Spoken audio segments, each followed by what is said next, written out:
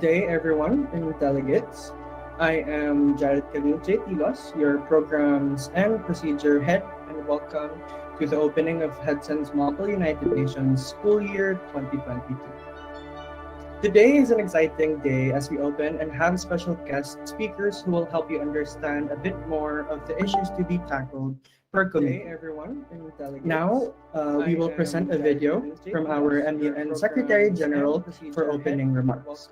Please welcome Miguel Joaquin U. Abella.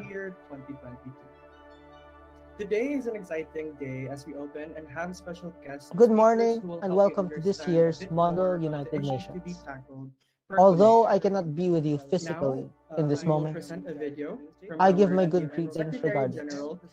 For audiences watching from a variety of streams, to our guest speakers who choose to be with us this very morning, and to our delegates that, starting tomorrow, will work as a collective, with mind and the strength of their conviction aimed at shaping the earth a better place.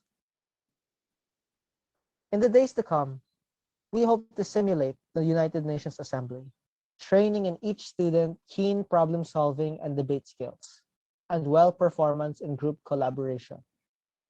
The United Nations, established in the year 1945, has always aimed for the sky, attempting to reach goals so much higher than logical, to at least land on betterment, if not excellence. The complete eradication of world hunger, decent work to all, perhaps all but a dream, but necessary ones. And however short we may fall on the way to impossibility, we land somewhere where the grass is greener by virtue of working to reach the peak.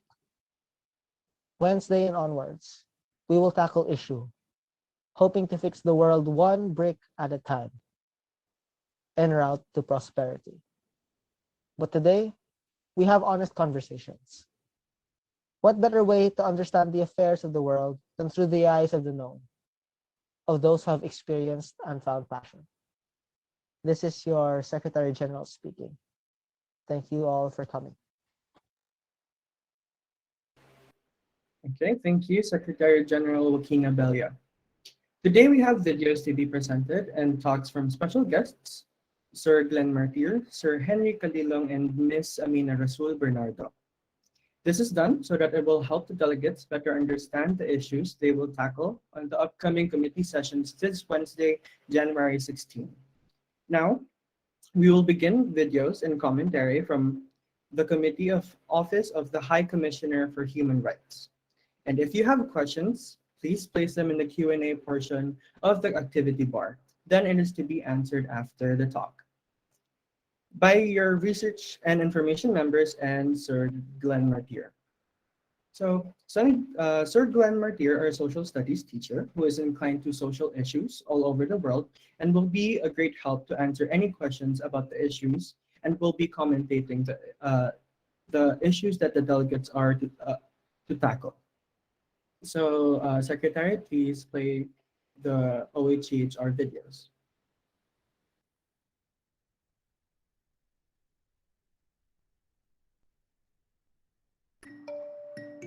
There are thousands of refugees entering Bangladesh every day. They cross the border of Myanmar, where the state military has launched a violent offensive against an ethnic minority group, the Rohingya. The UN reported that since August 2017, about 400,000 Rohingya men, women, and children have fled their homes in Myanmar's Rakhine state. Reports claim that the military has been killing and raping the Rohingya and has set their villages on fire. Satellite imagery showing burned villages confirms those reports. Because Myanmar has refused access to human rights investigators, the current situation cannot yet be fully assessed, but the situation remains or seems a textbook example of ethnic cleansing. The term ethnic cleansing has been reserved for some of the worst atrocities in history. The UN defines it as a purposeful policy designed by one ethnic or religious group to remove by violent and terror-inspiring means the civilian population of another ethnic or religious group from certain geographic areas. What makes Myanmar a textbook example is that the military has been launching attacks on the Rohingya, a Muslim minority in a majority Buddhist country. Violent tactics have forced tens of thousands of Rohingya to flee their homes. While many fled to Malaysia and Thailand, most ended up in Bangladesh. The recent wave of violence is the latest in a pattern of discrimination that started over 50 years ago. In 1962, Myanmar, then called Burma, was taken over by the military in a coup. They got rid of the country's constitution and created a military junta. Like many dictatorships, they promoted fierce nationalism based on the country's Buddhist identity. And when they needed a common enemy to help unite the population, the Rohingya were singled out as a threat. Tensions between the Burmese Buddhist population and the Rohingya go back to the Second World War, when each group supported opposing sides. The Rohingya sided with the British colonialists, who ruled the country, and the Buddhists mostly sided with the Japanese invaders, hoping they'd help end the British rule after the war. But even in modern Myanmar, the Rohingya minority continue to be an easy target. Although their lineage can be traced back to 15th century Burma, the government has been forcing them out, claiming they're illegal immigrants from Bangladesh. It started in 1978 after a massive crackdown called Operation Dragon King forced about 200,000 Rohingya to flee to Bangladesh. The military reportedly used violence and rape to drive them out. About 170,000 Rohingya reportedly returned to Burma. Then in 1982, the government passed the Citizenship Act, recognizing 135 ethnic groups. The Rohingya, with a population of about 1 million, were not on the list and became a stateless people. In 1991, Myanmar's military launched another campaign, literally called Operation Clean and Beautiful Nation. This time, about 250,000 Rohingya fled to Bangladesh. Tensions continued to build against the Rohingya in the 2000s. Violence broke out in 2012, when 4 Muslim men were accused of raping and killing a Buddhist woman in Rakhine. Buddhist nationalists backed by security forces attacked Muslim neighborhoods, burned homes, displacing tens of thousands of Rohingya again. Human Rights Watch deemed it an ethnic cleansing campaign. By this point, the Rohingya were persecuted, disenfranchised, and stateless. In 2016, a Rohingya militant group, the Arakan Rohingya Salvation Army, emerged and coordinated small-scale attacks on border police stations. An attack on August 25, 2017, left 12 police officers dead and sparked the current crisis against Rohingya civilians. A brutal retaliation by the state security forces has led to about 400 deaths and the mass exodus of about 400,000 Rohingya to Bangladesh. Since the August attack, 210 villages have been burned to the ground. The violent campaign has triggered the fastest-growing humanitarian crisis in recent years. But Myanmar's de facto leader and Nobel Peace Prize winner, Aung San Suu Kyi, has barely acknowledged the attacks. More than 50% of the villages of Muslims are intact. They are as they were before the attacks took place. When she says that, 50% of the Muslim villages are still present in Rakhine State, well, I mean, what are we talking about? 50% are gone, 50% are burnt out. In any school I went to, 50% is a failing grade. Recent reports claim that the military has planted landmines along the Bangladesh border to prevent the Rohingya from returning. Myanmar's government has systematically driven the Rohingya out of the country. Over the last 5 decades, it has stripped their citizenship, terrorized them, and destroyed their homes. And now, it wants to keep them from ever coming back.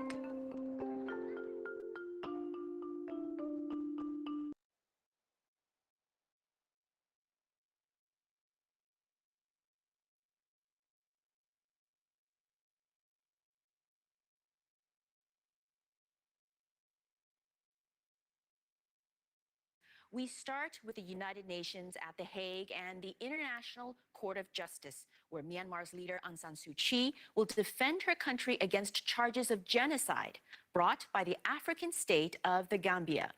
Myanmar's military had run a deadly campaign in 2017 that led to the exodus of more than 700,000 Rohingya refugees. Now, the Nobel Peace Prize recipient and longtime human rights advocate will defend what many say is indefensible. She will speak tomorrow. This is day 1 of what's expected to be 3 days of testimony. So all that the Gambia asks is that you tell Myanmar to stop these senseless killings, to stop these acts of barbarity and brutality that have shocked and continue to shock our collective conscience to stop this genocide of its own people. Cynics say one motivation for Aung San Suu Kyi's appearance, she was not obligated to personally appear at The Hague, is next year's elections back home. In the past few days, her supporters have held large rallies. Many citizens see her as a defender of the embattled country on a global stage. But ask any of the Rohingya refugees who survived the ordeal, and they will paint a very different picture. In the refugee camps of Cox's Bazar, a woman who once represented hope is now a pariah. The consensus here, Aung San Suu Kyi must answer for what happened to the Rohingya. We pray to Allah that we will get justice. Aung San Suu Kyi is not a good person. We once prayed sincerely to God for her. We supported her. But when she came to power, she did no good for us. She's a liar. We hate her. She did nothing for us. She's responsible for the genocide. She targeted us. She ruined us. From one doorstep to the next emerged testimonies of ruthless violence at the hands of Myanmar's military. 2 soldiers held me down while one of them raped me in front of my mother and 4 children. My daughter was crying, so they hit her on the head with a weapon. I lost 8 of my sons and grandsons. They were all butchered by the military. The military burnt our homes. We were a family of 18, and they killed 12 by burning them alive. There were more than 2,000 people in our village, and all their homes were burned. Aung San Suu Kyi has long defended Myanmar's 2017 crackdown on the Rohingya, saying it targeted militants, and she'll do so again at The Hague. In Buddhist-majority Myanmar, the scrutiny of the UN's top court has stoked indignation. They're not just accusing one person in Myanmar, they're accusing the whole country. We absolutely believe everything that Aung San Suu Kyi does. A decision from The Hague over Myanmar's treatment of the Rohingya could take years. A long and uncertain wait for justice for a people that have already lost so much.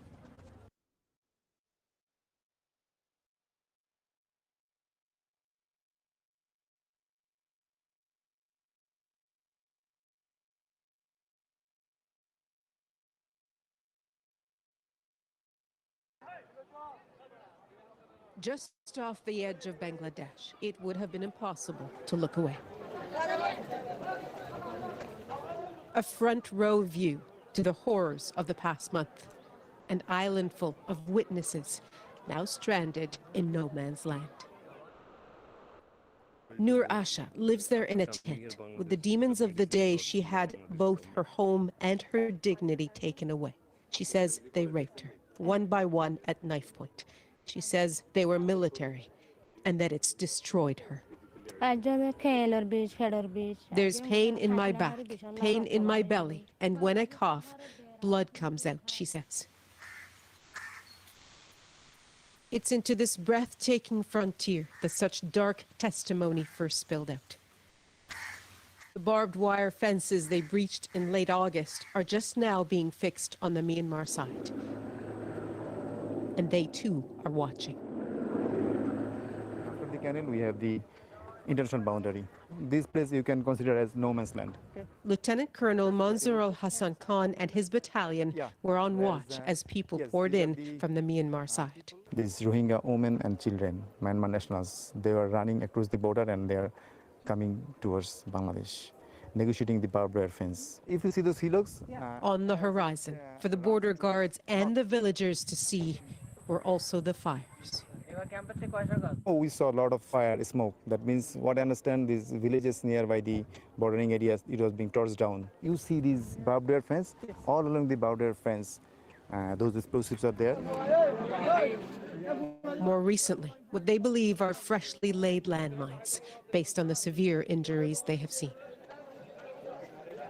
This close to Myanmar, such sites are impossible to unsee. It's here the border guards introduced us to Anjuara Begum, who lived them. Of her 4 children, only 1 remains. 2 are missing. The other, she says, thrown into a fire by Burmese soldiers right in front of her. They snatched my 3-month-old baby and turned him to ash, she says. Such testimony and recent satellite imagery clearly showing mixed villages with only Rohingya areas burning are proof enough for the world to act, says this lawyer working here for Amnesty International. This is an area of human rights abuses that there is more evidence than I've seen in many of the other places and where I've worked in the past, in part because of the satellite imagery, which really shows both the scale and targeted nature of what's happening. And then you have this mass of people who have come out and now are able to speak to what happened. People who, despite it all, still can't banish the thought of going home.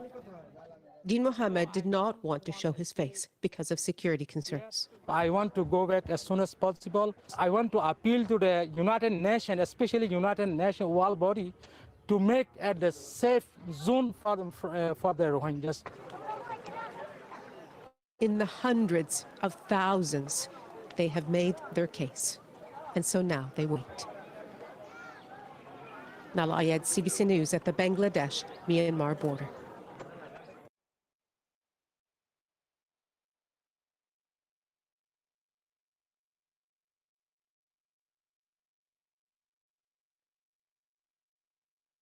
With these 3 videos out of the way, we are now moving on to the topic of corruption in Venezuela.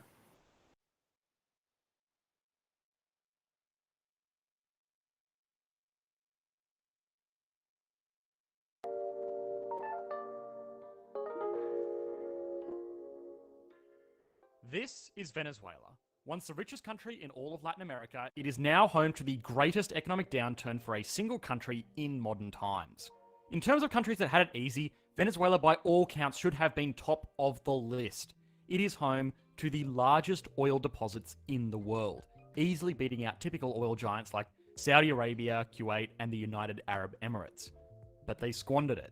A lot has been said about the political issues surrounding the downfall of Venezuela. And don't get me wrong, there have been plenty of political issues. But in this video, we will just focus on the fundamental economics behind Venezuela's unprecedented rise and its devastating fall.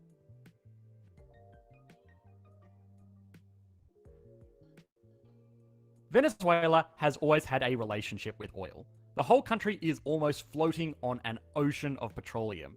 It was known that even in times before the Spanish acquisition, that the indigenous population of the country used the oil tars that seep from the ground to waterproof their canoes or keep fires going throughout the night.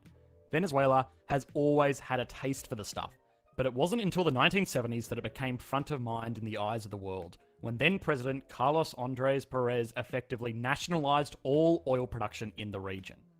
Now, we have seen before that nationalizing oil production is not necessarily a bad thing. In the case of Norway, it meant that a lot of oil revenue was returned to the country itself, which is great. The Venezuelan process, though, was a lot more bureaucratic, and despite having huge oil reserves, the country's output was severely limited. It also wasn't a huge help that the country was a member of OPEC, a group of oil-rich states that basically had a pact to not flood the market with oil to keep prices high. And you might ask, well, isn't that a monopoly? Isn't that illegal? And, well, yes, it did act in a monopolistic and anti-competitive ways, but these were sovereign states. They are, in many senses, above the law. Oil production in Venezuela was at this time almost completely handled by the PDVSA, which stands for, I'm going to butcher this, Petróleos de Venezuela, which was a state-owned oil company which had a monopoly on oil production in the country. This was very similar to Norway's Statoil Corporation, now called Equinor. It was a business in structure and nature, but its only investor was the government, and all of the profit was for the government. Where Venezuela's government enterprise differed, though, was the incredible levels of corruption. oil company officials would frequently misuse government money that was intended to go towards investment into oil production. What this meant was that during the 1970s, almost no new oil fields were brought online, which for an oil company that is literally given free access to the largest oil fields in the world is pretty terrible. This started to turn around though when this man, Hugo Chavez, took office in 1999. He sought to turn around the inefficiencies in the state's oil company. He started setting quotas for the company to meet and came down hard on corruption and bureaucracy built into the lumbering, inefficient semi-government agency. This all came to a head in 2002 when the employees of the company went on strike, effectively complaining that this state-owned oil company was actually being expected to produce oil. Crazy, I know. Chavez saw to this by basically kicking the workers out and installing new workers into the company that were loyal to him and his plans for the oil revenues that would flow. The oil production of the company boomed, and the Venezuelan government was able to ride the high of the early 2000s oil prices to massively increase the government's income. The government of Chavez was also very economically left-leaning, and so a lot of this revenue was distributed to the people of the country through government welfare programs. This is so far actually not too bad. It actually sounds pretty great. It even sounds very similar to what happened in Norway, a country that has been discussed and mostly praised many times over on this channel before. But this is where it all went wrong. While most oil-rich countries recognize that oil doesn't last forever, Venezuela decided to go on a spending spree. Taxes were lowered and government spending was massively increased. This government spending, for the most part, didn't actually go towards productive infrastructure or even something like a sovereign wealth fund that could have provided the country with a long-term foundation of wealth. No. Instead, this was spent on government handouts that did work to improve the quality of life for the average Venezuelan, but it did so in an extremely unsustainable manner. Similar to someone winning the lottery and then buying a truckload of caviar to feed the local homeless shelter. I mean, sure, it kind of does the trick and you would be extremely popular, but canned food would probably last longer and be an overall better investment for the greater good. The vast oil production also led to a very serious economic phenomenon that would go on to plague the nation.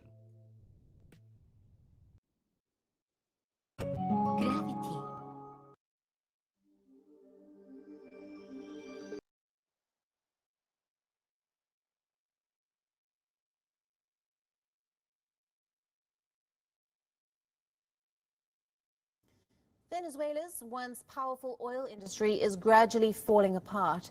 Years of mismanagement, corruption, falling prices, and a U.S. embargo imposed last year has brought the infrastructure to the brink of collapse. A lack of maintenance of the refineries and the U.S. sanctions on state oil company Petróleos de Venezuela have resulted in a huge fall in production within this OPEC nation. Venezuela's oil exports slumped to its lowest level in June after dozens of tankers sailed away from the country's waters without loading to avoid U.S. sanctions. The fall in the oil export has starved the country's main source of revenue. Now, this has led to a massive economic fallout for the socialist nation.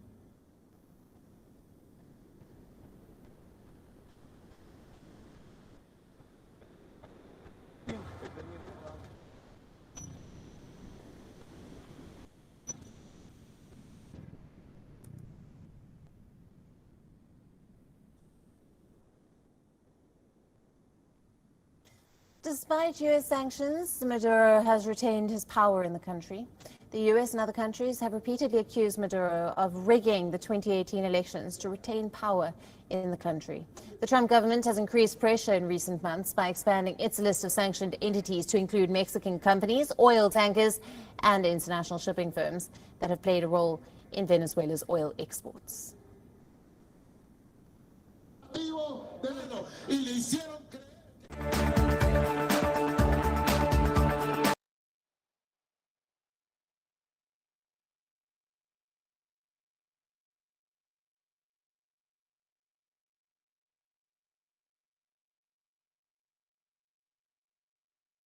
Thank you for coming out today. We wanted again to give you an opportunity to speak with the briefers. So I'll go ahead, Mr. Prendergast. Go ahead and start. Hi, I'm John Prendergast from the Enough Project and Century.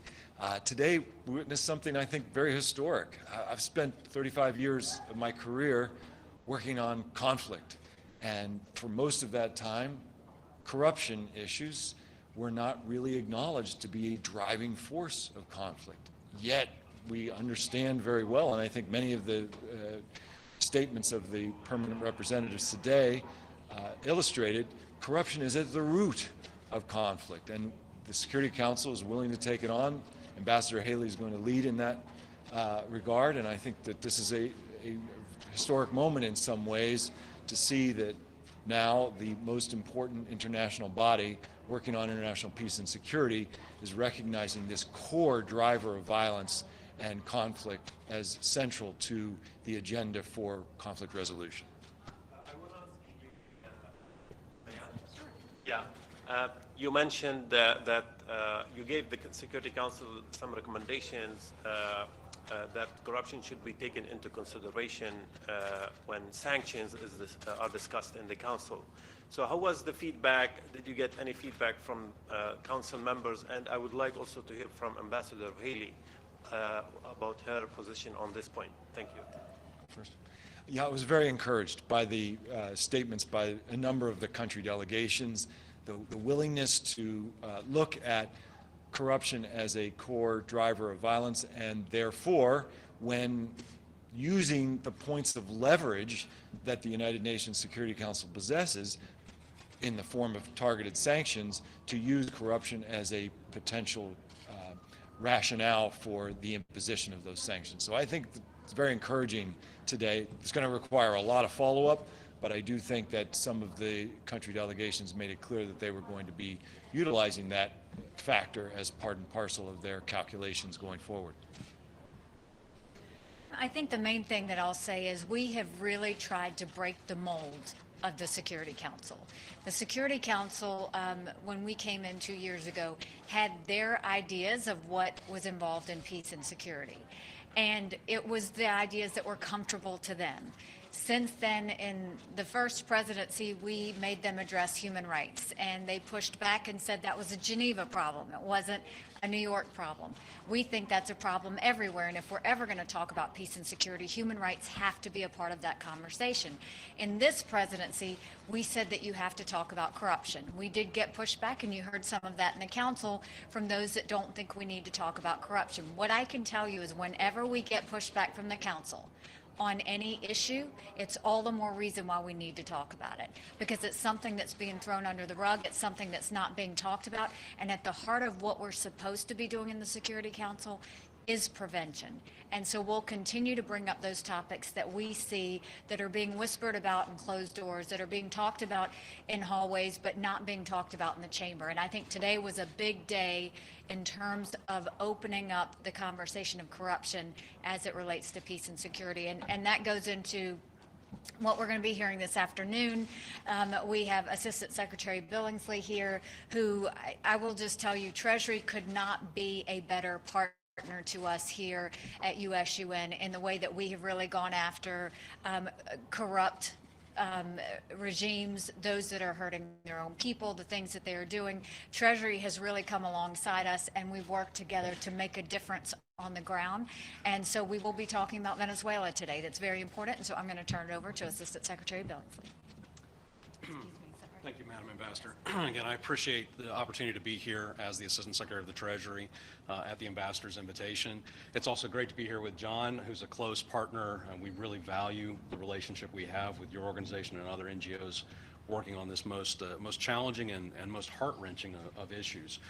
John gave a series of recommendations to the Security Council today, which are very much in line with how the administration and the Treasury Department have already been operating. And we welcome the chance to explore further opportunities to engage in targeted financial sanctions, as the Ambassador mentioned, particularly going after the complete networks of those who are extorting or otherwise extracting wealth from the helpless.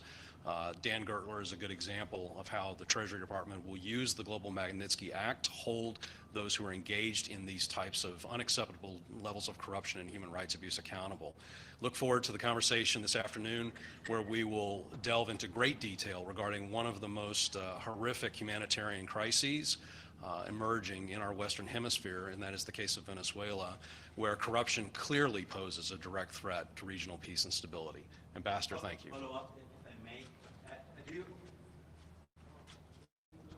Ambassador Haley, on Venezuela, this weekend there were reports of meetings between U.S. officials and some people in the military in Venezuela to discuss plans to overthrow President Maduro. Were you aware of these, and do you have any comment on this type of plans? It's not anything we're acknowledging. I mean, it's no surprise. Venezuela is going to continue to talk about as many things as they can to distract from what's happening on the ground. What we know is that over 1 million Venezuelans have left the border and continue to every single day. And we're going to continue to highlight the human rights abuses. We're going to continue to highlight the corruption that's happening in Venezuela.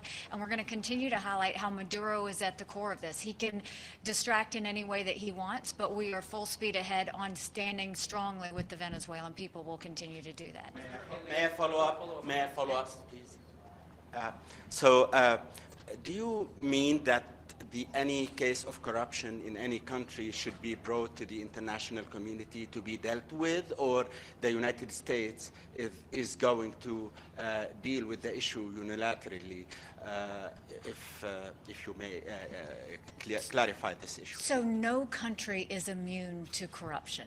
And every country has to work every day to ensure that corruption doesn't infiltrate its society. But what we should be willing to do is, while we always respect sovereign rights and we will always support sovereign rights, we should not think that we can't talk about the fact when we see corruption hurting people on the ground. When we start to see the powerful getting more and more wealthy off of the powerless, and we start to see that there's frustration that's happening. We know frustration leads to protests, protests lead to conflict, conflict leads to the Security Council, and then we're all having to deal with it. What we're saying is, whether it's human rights, whether it's corruption, whether it's any of these issues, we have to get past to where we can't talk about it. That's what they tried to do with Venezuela last year. When I tried to bring Venezuela to the Security Council, they said we couldn't talk about it. What if we had talked about it? Where would we be today in Venezuela had we had that conversation? And that's what we're saying, is we can't whisper about these things anymore. We do have to be willing to have those conversations. Now I'm going to ask you to point your questions to the two gentlemen, and we'll take just maybe a couple more. Hi. Thank you. Hi, thanks. I have two questions. The first one is specifically about sanctions. We know that you guys have presented a list of sanctions, especially individuals. You have mentioned those sanctions are targeted to the Maduro regime and those around him. Are we expecting more sanctions soon? And especially when it comes to oil, we know that right now the situation for a lot of Venezuelans are very dire, especially those in the region. And Ambassador, do you think that eventually we will see that this is a subject that will end up on the agenda of the Security Council, especially now that we have regional meetings about the situation in Venezuela, 2.3 million Venezuelans leaving, situations in Brazil where Venezuelans are being lynched because of individual situations? Are we going to eventually see that as a regional issue that is more than a sovereign issue in Venezuela that is affecting the peace and security of the Americas? Sure. I'll try to address both the questions that we just heard. Look, it is always our goal to work collaboratively with the international community in every instance where that's possible. And we do that through a number of mechanisms, the United Nations being obviously a major one. But we also do it, as John was talking today about the importance of the Financial Action Task Force. We work jointly there to strengthen money laundering regimes, anti-money laundering regimes, and we're going to continue to do that. But when we have cases where individuals are affecting the integrity of the U.S. financial system, the Department of the Treasury will not hesitate to act by ourselves if need be. Now, in terms of Venezuela, I wouldn't want to prejudge or forecast any additional actions that may or may not be forthcoming.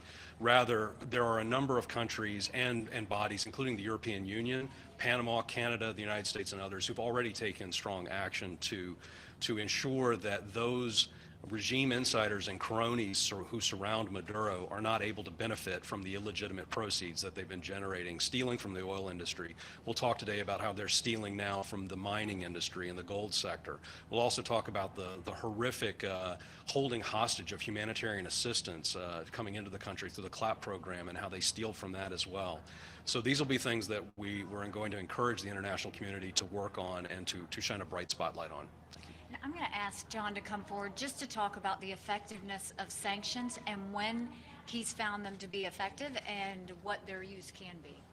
Now, I think given topic today, the connections between corruption and conflict, what I found extraordinary in the last year is the escalation, slowly but surely, by the Treasury Department of sanctions that begin to slowly expand the people who are affected by those sanctions, who are underwriting the profiting from conflict, from violence in South Sudan, in Congo, two of the biggest issues in front of the Security Council today.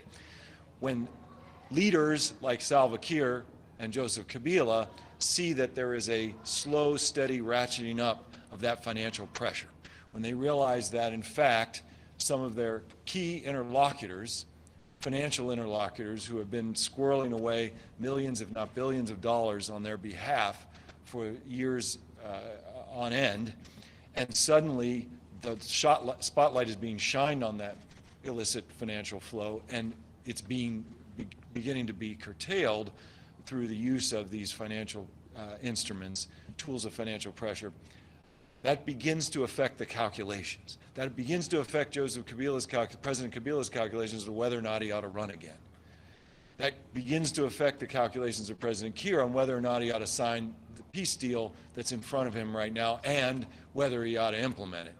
So steadily increasing that net that begins to go around all this illicit activity is one of the primary, if not the primary, points of leverage that the international community, the United Nations Security Council and its member states, as well as all the member states in the General Assembly, can undertake in order to support peace, to support human rights, and support good governance. The connection between well-implemented and expanding and accelerated targeted sanctions against networks and the shifting of the calculations of leaders on the ground who have benefited for years, if not decades, from wholesale theft of the natural resources of their country. The connection between those two things, to me, is very direct.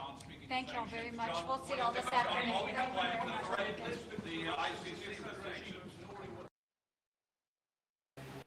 Okay, thank you, Secretary.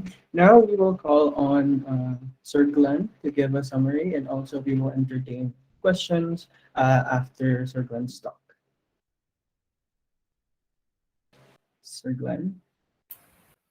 Yes, hello. Good afternoon. Pardon me for not opening my camera. I'm currently in an unstable internet connection, so in order to avoid lagging and being disconnected, please be patient with me for just being on audio. Thank you very much for having me here today, albeit in really such short notice. I will be happy to maybe clarify some of the issues that were mentioned in the video. You and I, all of you and myself, have watched the same videos, and by my understanding, which is a little bit, I guess, more than your own high school education background, I hope to enlighten, I guess, the issues of that could help you in the upcoming days when you draft your resolutions regarding the issues at hand. All right. So, Mr.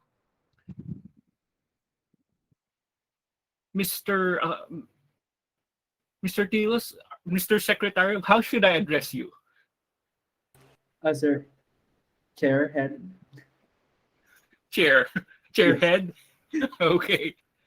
Mr. Chairhead, do I need to explain both the issues as shown in the videos, or can we just entertain questions for clarification?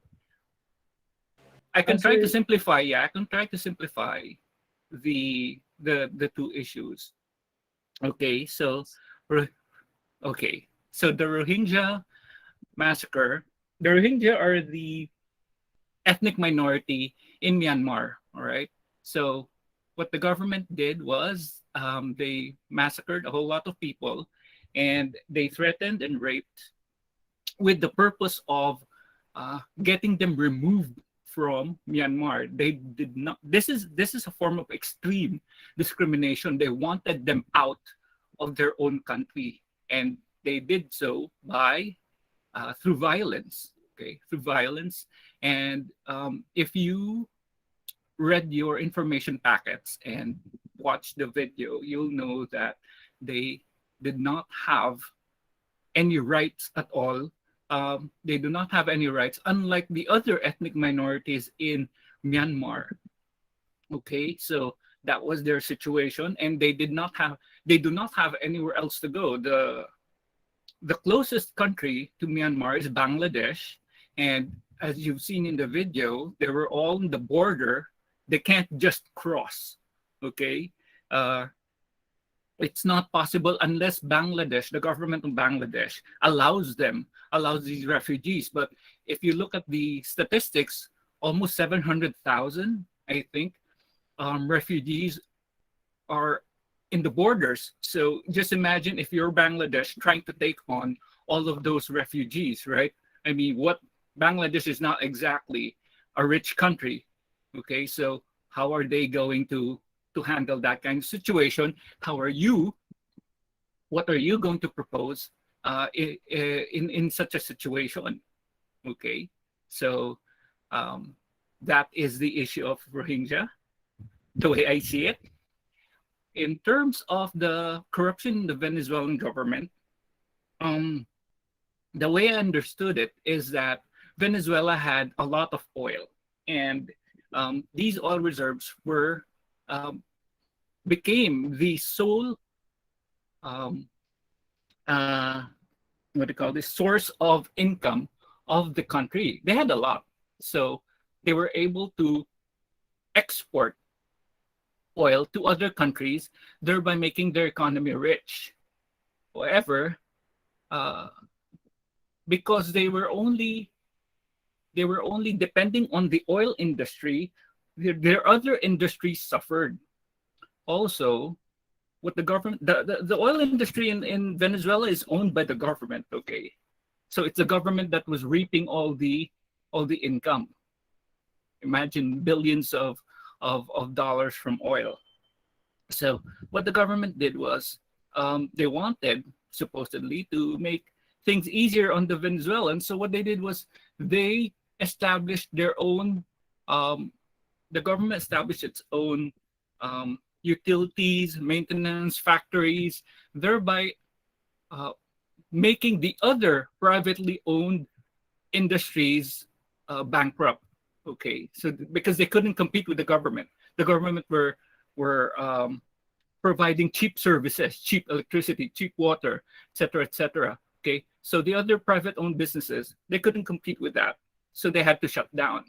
All right, the government was giving payouts or providing people, normal citizens, with money so that they wouldn't be they wouldn't be poor, right? But the point is, eventually, the money stopped coming in, right? That was I think the background of it all. Now, when things improved, the government right now in Venezuela, what happened was, instead of putting the money that they were getting from all these industries, especially the oil industry, they were pocketing it. They were getting the money for themselves, right? So this resulted in a lot of workers being out of jobs, okay? And basically their economy suffered, right? Their economy suffered because instead of the government giving back the money to the country, to the people, they were putting it in their own companies, their own pockets. They were lining up their own pockets, especially President Maduro. Of course, he's the head of the government.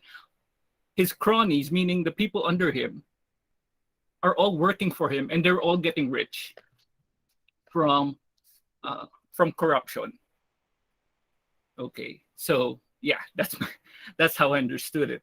Okay, so if the other countries, or if the UN does not step in, then the country will collapse. There will be massive rallies and protests, and it will eventually lead, I guess, to civil war. So that's what we're trying to prevent from happening. All right. So questions. Okay, thank you, Sir Glenn. Here we have a question from Jetro Villalobos, the delegate of Korea. His question is, was Maduro the one who brought most of the corruption in Venezuela? If we're going to look at the sources, yes, it is Maduro's government that had the most impact, and that's what they're trying to stop right now.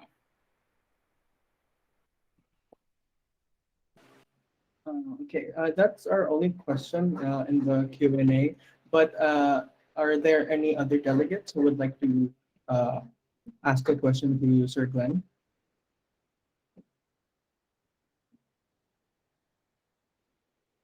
Yes, guys, go ask your questions, because if you don't, I will ask the questions. No, I'm kidding. Yeah, if something there confuses you, so why would anyone do that, or why don't they just remove him from office, stuff like that, right? Why do they need international intervention from other countries, from the UN? Can't they handle things by themselves? What is your country going to do about it? Okay, that's a very important question for the next few days, okay? Because that's how you're going to construct your, I guess, your introductions or your... Is corruption a human rights issue? Wow, is that a hard question? The effect of corruption, okay, like what the video from the ambassador said, corruption is everywhere, so that really cannot be prevented, because all countries suffer corruption. It becomes a human rights issue when corruption is so rampant that it affects the lives of the citizens in the country. So I guess does that answer? And that becomes a human rights issue because of loss of jobs, scarcity of food and other resources. Because instead of the money going to the people or to the important industries, it goes to the personal bank accounts.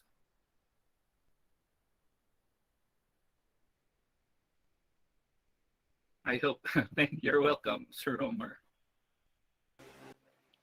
Here, sir, I actually have a question. This can any delegates can take this. How about you, sir? If you were a delegate joining the MUN, what resolutions do you think can help the corruption in Venezuela? Okay, right now, what they're doing is they're putting up sanctions, meaning there's an embargo. They are limiting the ways by which the government of Maduro can acquire money. Okay, so this means that probably simplifying things for an embargo is that instead of they won't be able, their purchasing power is limited. Their exporting of oil is limited. So if they can't earn money by exporting oil, which is what they have, right? Hopefully, and they won't be able to get food and other resources that the country needs. What this is trying to do, what the sanctions is trying to do, is that they're trying to pressure Maduro into coming into terms or agreeing to terms that will be beneficial for the country, for the entire country. So whether that be, I'm not sure, whether that be giving up government control of different industries, or giving up the oil industry, not well, giving control of it to other privately owned businessmen who can redistribute the wealth, then that will work. That will work. The thing is, he doesn't want to, and all his other cronies does not want to. Okay, so if I were him, I would also support the sanctions, but I will make it specific so that it doesn't directly affect the citizens. Because if you're going to look at, if you're going to research further, the problem with sanctions is that even if it wants to target Maduro and his government and his corrupt government, the after effect is that it trickles down to the people, to the citizens of Venezuela. So let's say they can't import oil, they can't export oil. They don't have money. So the government doesn't have money to buy food, to import food if they have lack of food or lack of other resources. They can't use money to buy anything. Therefore, the citizens won't. it trickles down to the citizens, right? The citizens won't have enough food because the government can't get enough food, etc., etc. Okay, so there are consequences to doing that. Something that the delegates should consider.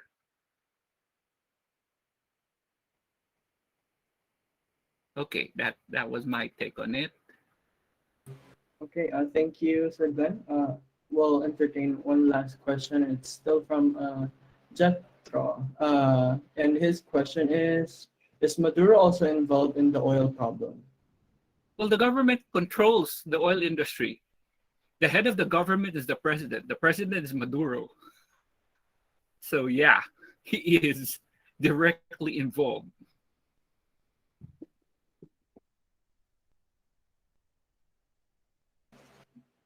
Okay. Is the oil problem okay? Is the oil problem the only problem? Disappeared. Could you read it to me, Mr. Chairhead? Sir, is the oil problem the only issue that led to Venezuela's corruption? It probably wasn't the only issue that led to the corruption, but it was the main issue that led to the corruption, because it was the industry where they got the most money, like billions of it, right? When they had the money for when they got the money from the oil industry, what they did was they just bought out all the other industries in Venezuela so that everything will be government owned. That's the way I understood it.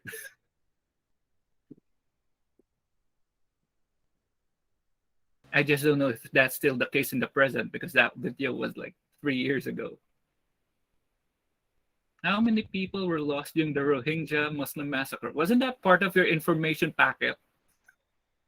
Are you asking me this?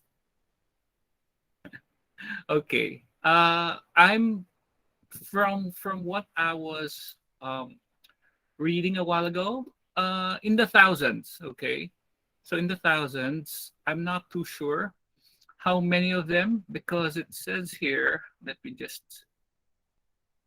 a lot of them were displaced, meaning they had to move away. Okay, that much I knew, because let me see,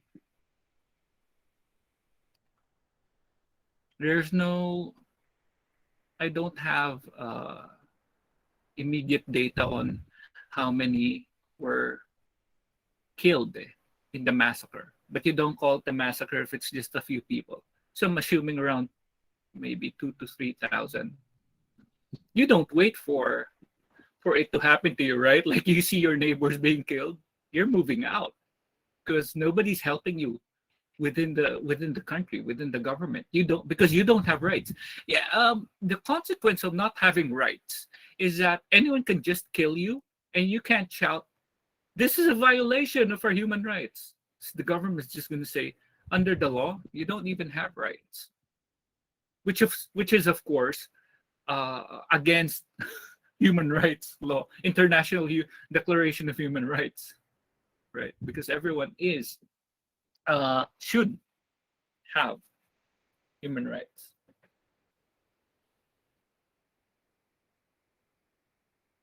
Okay. Okay, so that will be the last question. And okay, so okay, thank you, Sir Glenn, for better informing us with social issues that our young delegates will be facing. So, as a token of gratitude, we present you the certificate of appreciation for giving us your time, knowledge, and wisdom. Wow, thank you. Okay, so thank you again, Sir Glenn, and I hope the delegates. What's that?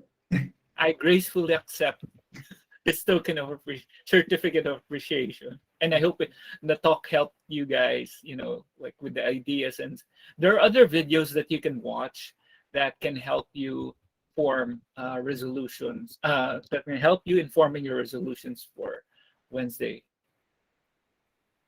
Okay. Okay, so thank you, Sir Glenn. Let's give Sir Glenn a round of applause. Yay. Thank you, guys. Sir Glenn. Okay. So yeah, I hope the delegates from OHEHR committee have learned something new and enhanced whatever they know already. So up next, we will be moving on to our United Nations Environment Program, videos and commentary. So again, delegates, if you have questions while the video is playing, you can place them down in the Q&A portion of the activity bar down below. So then it is to be answered by your research and information team members and Sir Henry. So Sir Henry is our resident environmentalist and our environmental science teacher. So Sir Henry will be here to commentate on the video shown for you to better understand the issues that UNEP will be tackling. So Secretary, please play the UNEP videos. Thank you.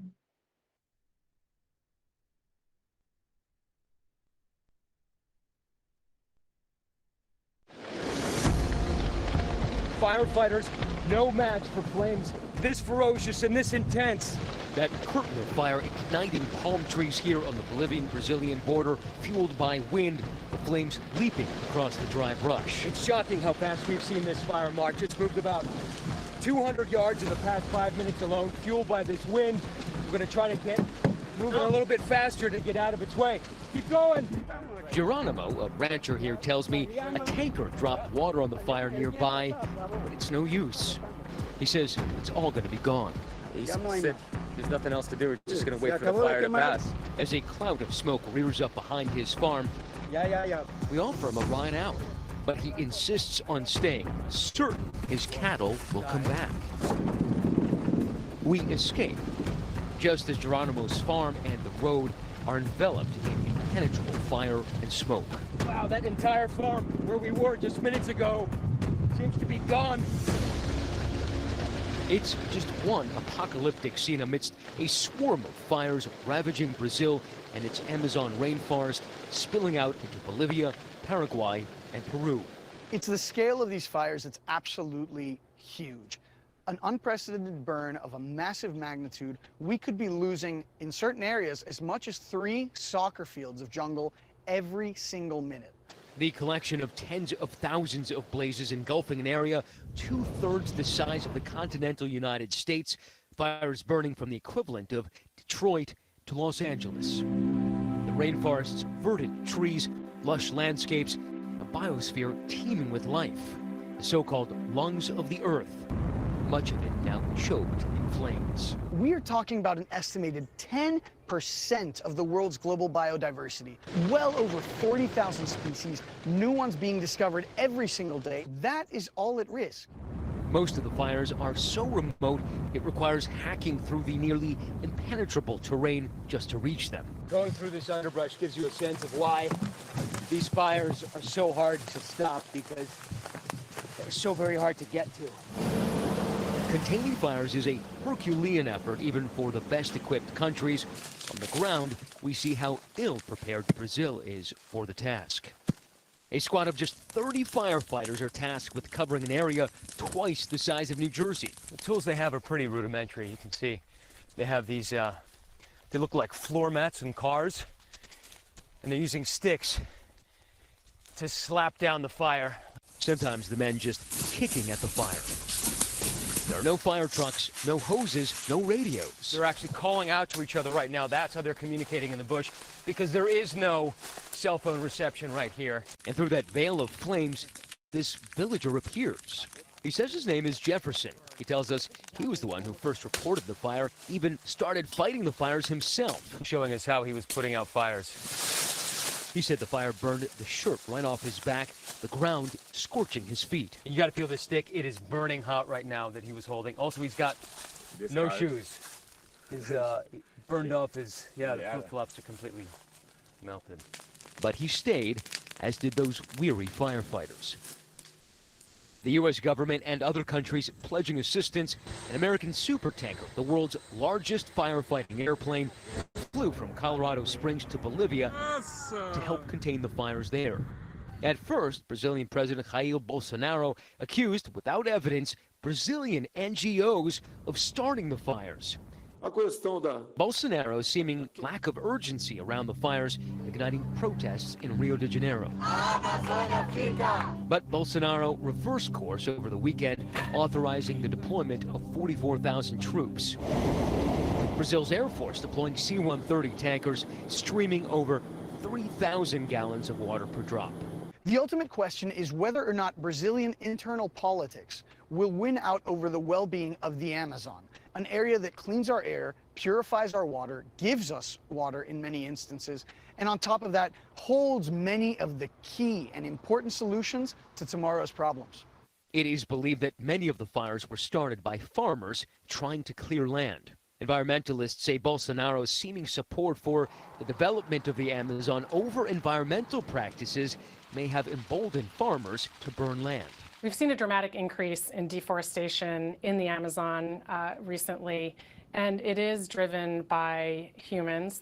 And this is happening in part due to demand for food and other resources from the forest, and exacerbated by the decline in the enforcement of laws.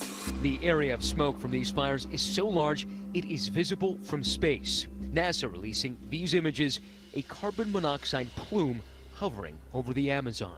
It's a double whammy from a climate perspective. We're losing forests, which are some of the best technology we have right now to slow climate change. Trees suck carbon out of the atmosphere. At the same time as the forests burn, we're releasing huge stores of carbon into the atmosphere. So it's definitely exacerbating the problem and making it that much harder to mitigate climate change. The Amazon produces 20% of the world's oxygen and helps regulate the Earth's temperature. And Brazil is only at the start of its dry season, which typically lasts until November. We need to remember that most of the Amazon is still intact. There's still a lot left worth fighting for. If your house is on fire, and let's say your kitchen catches on fire, you're not going to say, oh, well, I lost the entire house because my kitchen's on fire. You're going to fight for every last bit of it, and that's exactly what we need to do. We wait agonizing minutes for the flames and smoke to subside, then head back in to check on Geronimo. This was lush jungle. It is now completely charred, and we're going back here to see if that farmer named Geronimo is okay. Geronimo, senor! It's right over there. He says this part of the land was spared, largely because he had cleared that brush. And then, incredibly, Geronimo's cows came home, just as he said they would. For Nightline, I'm Matt Gutman, along the Brazilian-Bolivian border.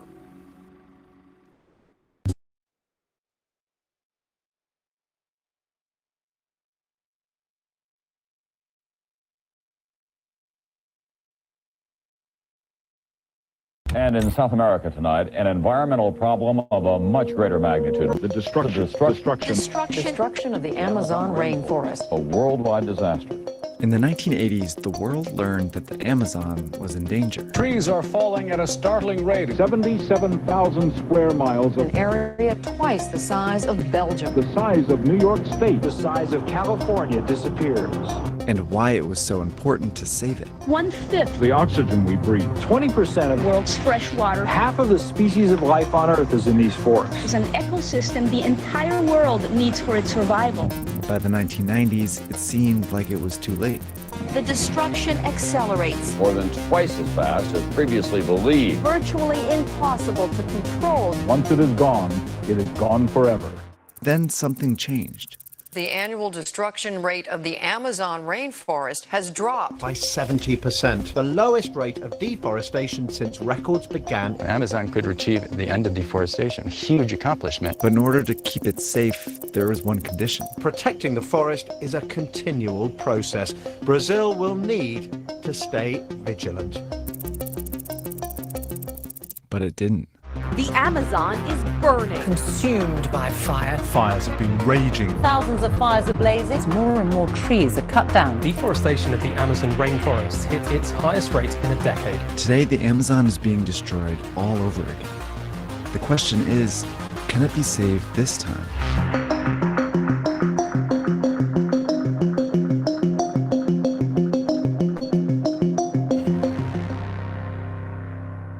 I write a lot of essays for school, but I also write sales descriptions for my Etsy shop. I use Grammarly on my work emails and also on my cooking blog.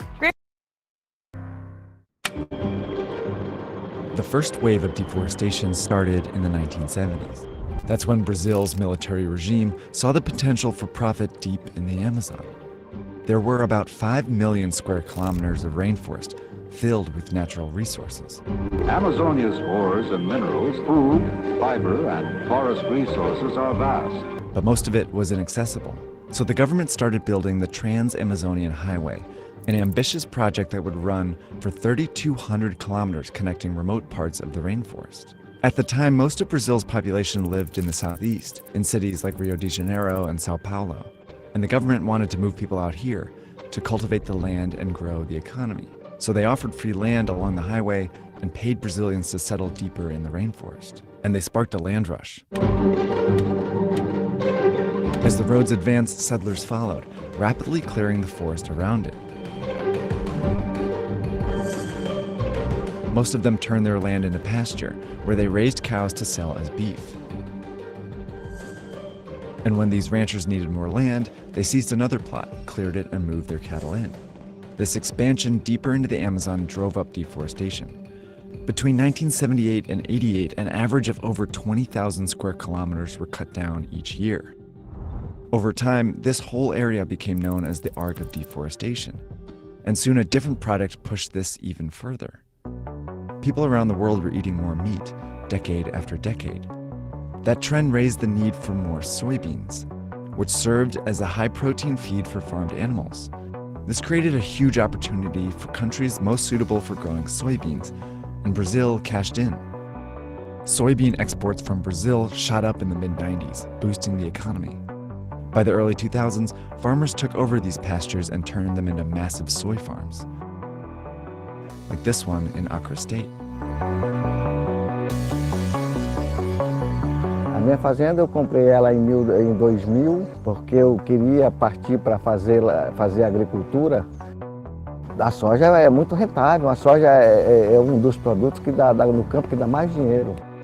And the ranchers who sold their pastures moved their cattle further into the rainforest, clearing more of the Amazon, often illegally. This aggressive expansion created a profitable pattern in the Amazon. A gente primeiro vê boi desmatando, né? Depois vem a agricultura e atrás disso aí vem a indústria. Eu acredito que o começo do desenvolvimento vem por aí. But it came at the cost of the rainforest. By the early 2000s, Brazil's beef and soy industries were driving a booming economy, as well as unprecedented rates of deforestation, which caused this arc to expand further north. The staggering deforestation in the Amazon attracted fierce resistance from environmental groups. An area of ancient forest the size of a football field is destroyed every 2 seconds. The Brazilian government, under President Lula da Silva, finally stepped in. Já em 2003, percebemos que esse tipo de situação não se combate apenas com ações emergencial. This is Marina Silva. She was Brazil's environment minister in 2003, where she helped craft a plan to stop deforestation. Então nós resolvemos atacar as causas. It started with the government expanding the amount of rainforest under protection. At the time, only about 28% was protected and there was very little oversight. But this new plan added more reserves where business activities were strictly banned.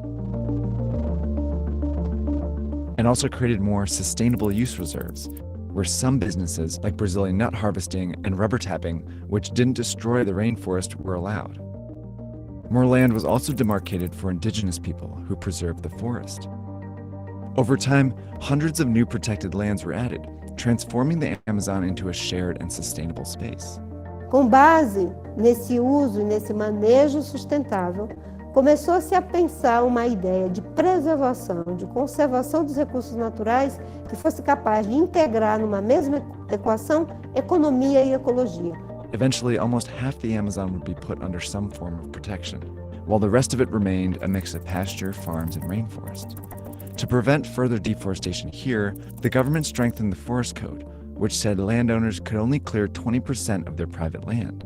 This law was monitored by the Forest Service, which was part of the Environmental Ministry, which had jurisdiction over all these protected lands. And the key to enforcing this entire plan was strengthening IBAMA, a police agency that would track and fine people for illegal deforestation. Na agenda de combate a práticas ilegais foi um trabalho feito em parceria, fazendo um processo de investigação, utilizando a inteligência para incidir sobre os crimes ambientais e as organizações criminosas. And the plan showed results, with deforestation rates falling by more than half in 2006. At the same time, an activist movement was forcing the agricultural industry to make a change. Major food companies started feeling pressure from consumers for participating in deforestation. So several got together and in 2006 signed a Soy Moratorium, which meant they could continue to operate within existing farms, but they wouldn't buy soy from any newly deforested land in the Amazon. 3 years later, beef companies signed a similar agreement. Other countries also gave Brazil money to help it protect the Amazon. So under all this protection, deforestation rates plummeted to historic lows. And yet, Brazil's soy and beef industries continued to grow thanks to more efficient techniques. Ranchers started growing crops on their existing pastures, and farmers planted 2 crops a year on their land instead of 1. Brazil had found a way to make the Amazon both productive and protected. But there were some who still wanted it to be a more profitable place. The Ruralistas, a group of conservative politicians who represent the interests of the agricultural industry, including farmers and ranchers, started gaining influence in Brazil. In the early 2000s, they had about 17% of the seats in Congress. But by 2012, they had about 30%, enough power to push President Dilma Rousseff to weaken the forest code, which allowed landowners to get away with clearing more land. In 2016, they pushed President Michel Temer to slash Obama's budget. They also helped him pass a law that made it easier for people who illegally seized land in the Amazon to keep it. These changes emboldened some people to seize and clear the rainforest again. And that led to a rise in deforestation rates. In 2018, as the Ruralistas controlled 44% of Congress, Jair Bolsonaro, a right-wing congressman and ally to the Ruralistas, was elected president.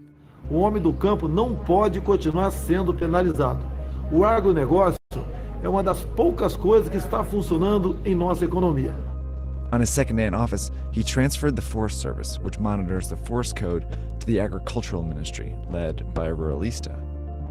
He's also worked to systematically weaken the Environmental Ministry. Under Bolsonaro, deforestation has increased significantly in 2019, most of it taking place in these protected areas. Setting fires is a common way to clear land, and in August 2019, over 30,000 fires were burning in the Amazon, 3 times as many as August 2018. Many set illegally by ranchers, farmers, and landowners, emboldened by the government's new stance on the Amazon.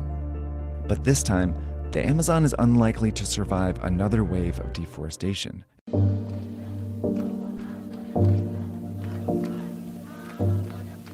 In the last 50 years, it's estimated that about 17% of the Amazon has been deforested. A 2018 report estimated that if it reaches 20 to 25%, the whole rainforest could start to collapse. It wouldn't be enough to cycle all the water it needs, causing trees to die, and that would release a huge amount of carbon dioxide into the atmosphere, further warming the planet. But in Brazil, many politicians and agricultural businesses continue to ignore the science for the sake of profit. Então a natureza é renovável, Deus sabe o que faz, o homem não vai, se está destruindo é a meta do mundo, tem que ser destruído mesmo. Gostaria de ver essa floresta aí, porque ela é uma floresta muito rica, né? Mas o meu desejo mesmo era ver ela do jeito que estou vendo aqui minha fazenda, minha propriedade aqui, ela toda no chão. É lugar de cultura, é lugar de beleza, é lugar de aromas, de texturas, de vida. Então é algo que deve ser preservado. Clearing the Amazon for short-term gains overlooks the fact that the planet as we know it wouldn't exist without this rainforest. And it's why this place was saved once before.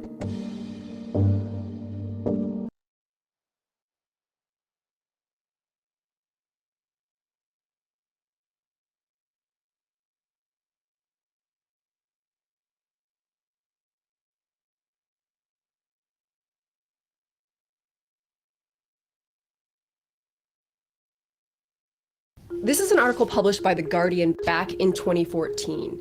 It's an obituary for Australia. This is an article published by The Guardian back in 2014.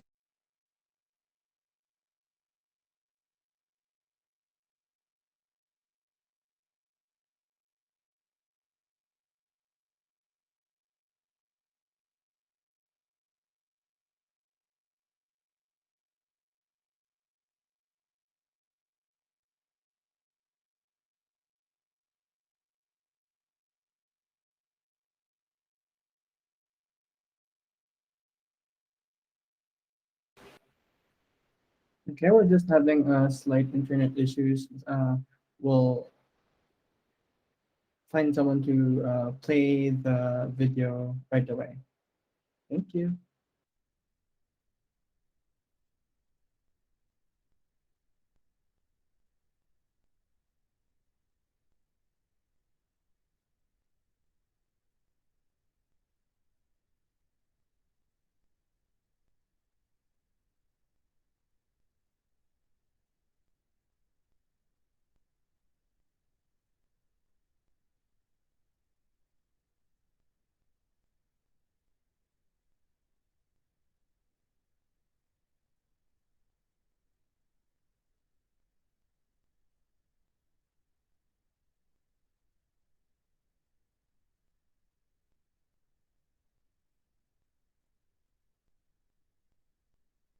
This is an article published by The Guardian back in 2014.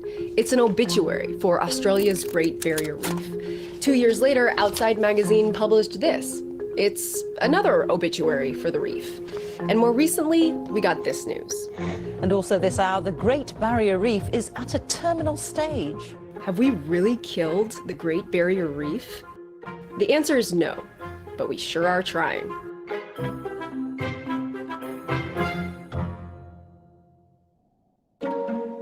It'd be hard to call the time of death for the Great Barrier Reef because it's actually some 3,000 reefs spread over an area the size of Italy. So there's plenty of room right now for there to be widespread damage and lots of relatively healthy reefs. That's something dive operators there really want you to know. The contrasting colors down there and the water, and when the light hits, the different colors just stand out, and it's absolutely amazing. But the world's coral reefs, including the Great Barrier Reef, have had a really hard time the past few years.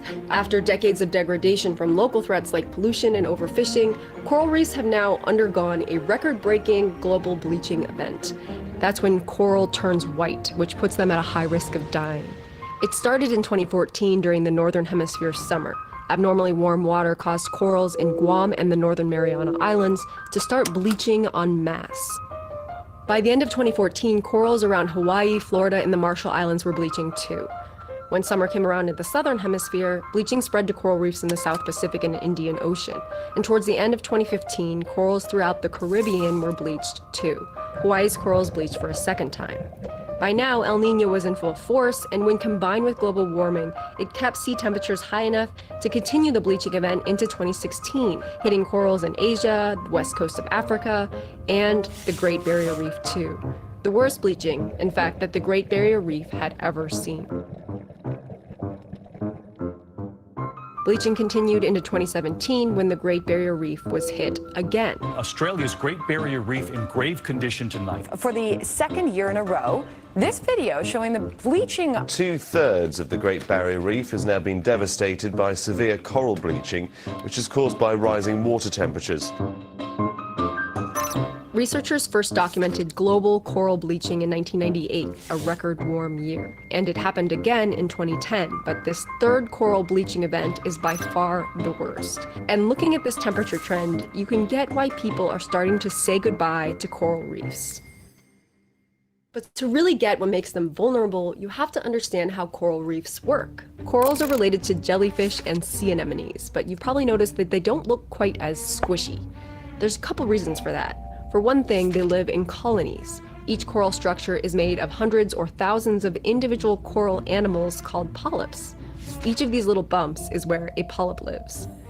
They're easy to overlook if you're snorkeling, but if you look closely, you can see them, especially at night when they're less likely to be hiding. Those polyps build a skeleton together. Not all corals do this, but the ones that build reefs do so by creating a calcium carbonate skeleton underneath them, layer by layer.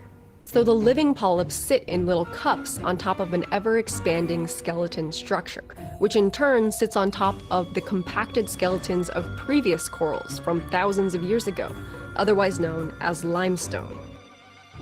By building these structures with all these nooks and crannies, corals provide homes for thousands of other animals and plants, an estimated 25% of all marine species, even though they take up less than 1% of the ocean floor. Those reefs provide billions of dollars worth of economic value to people every year through fisheries, tourism, and protection from storm waves. But here's the thing, corals can't build reefs on their own.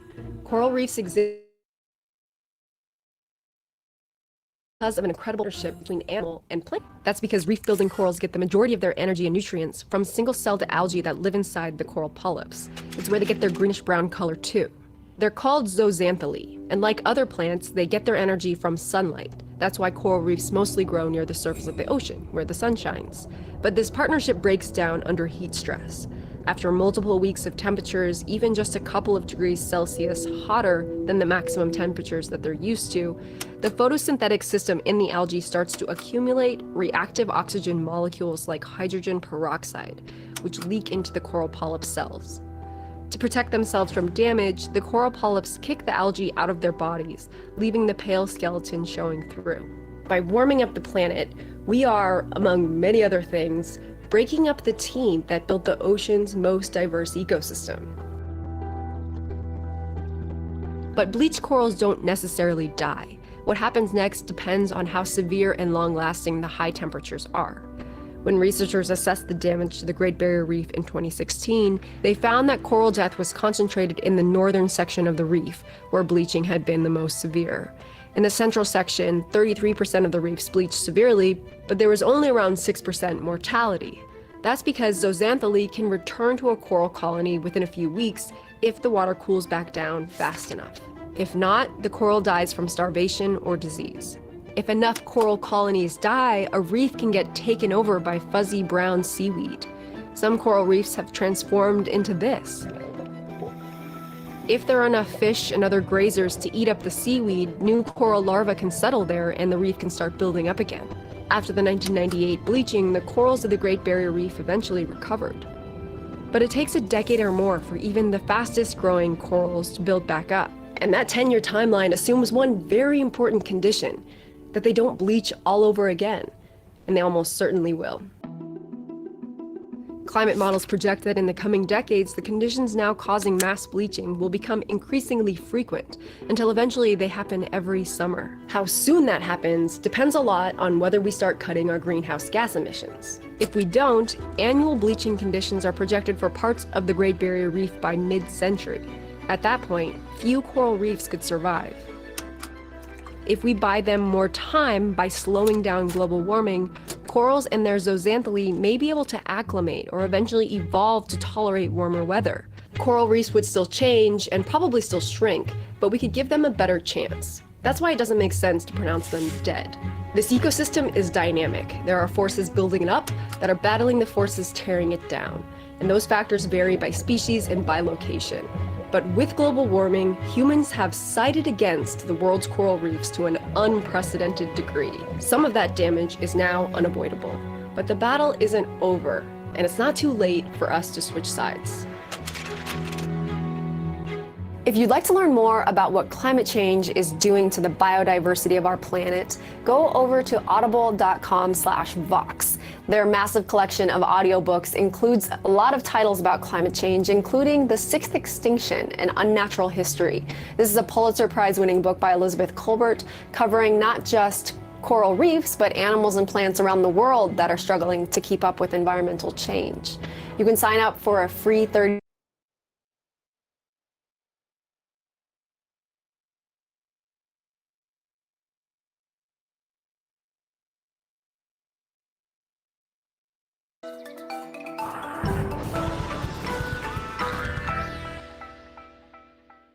Wow, that is so beautiful, isn't it, Squeaks?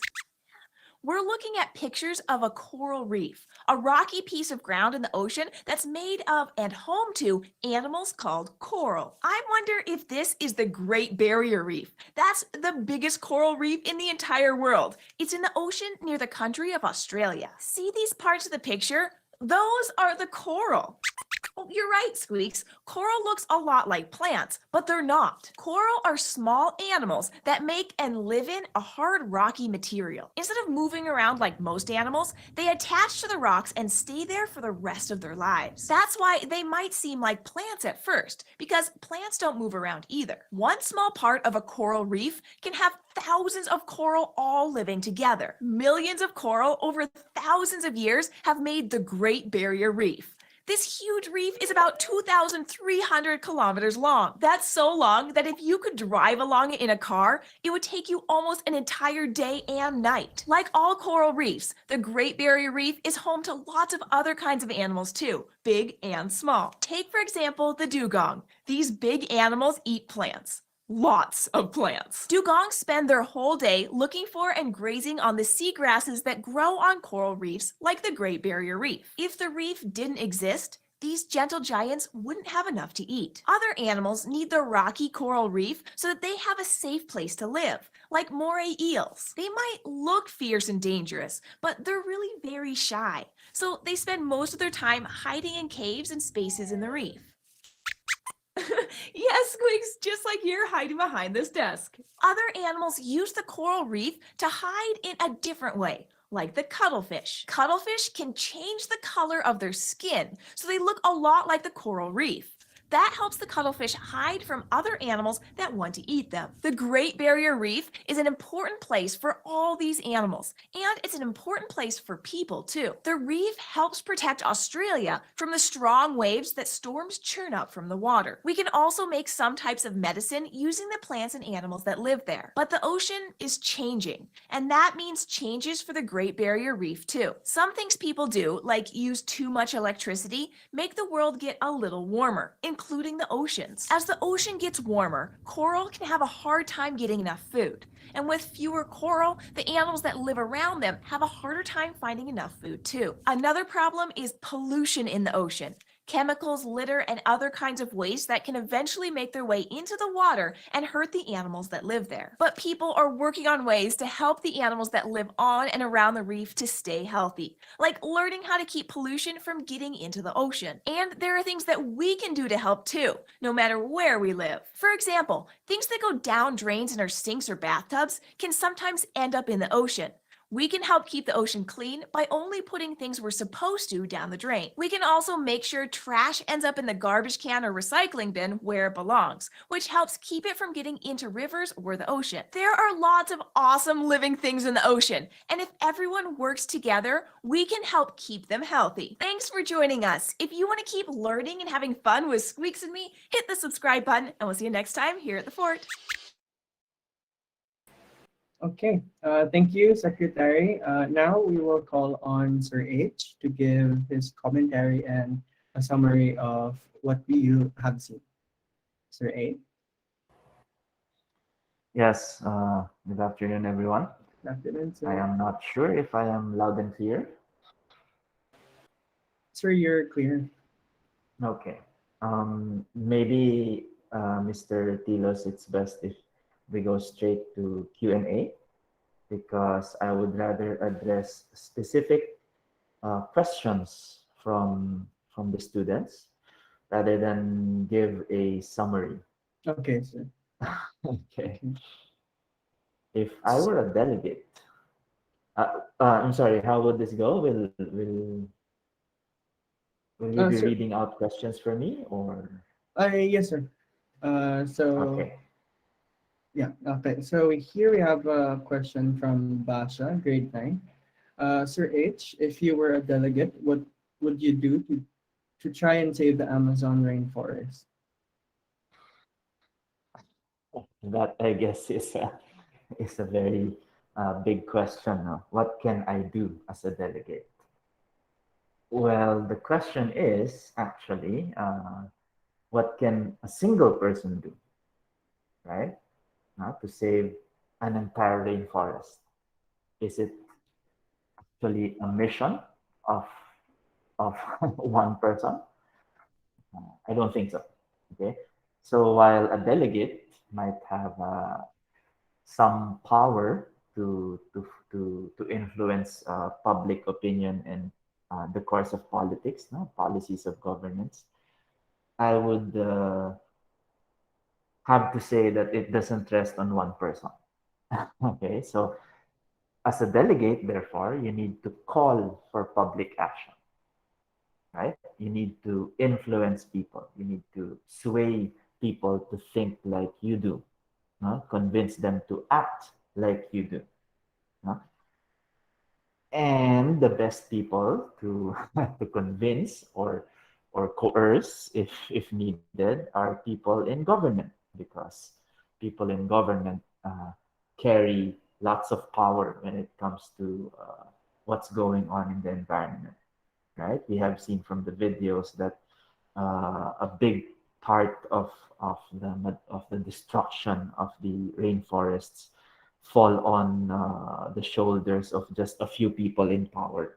It's not really a public action. It's not as if the people in Brazil go to the forest and chop the trees down. No, okay.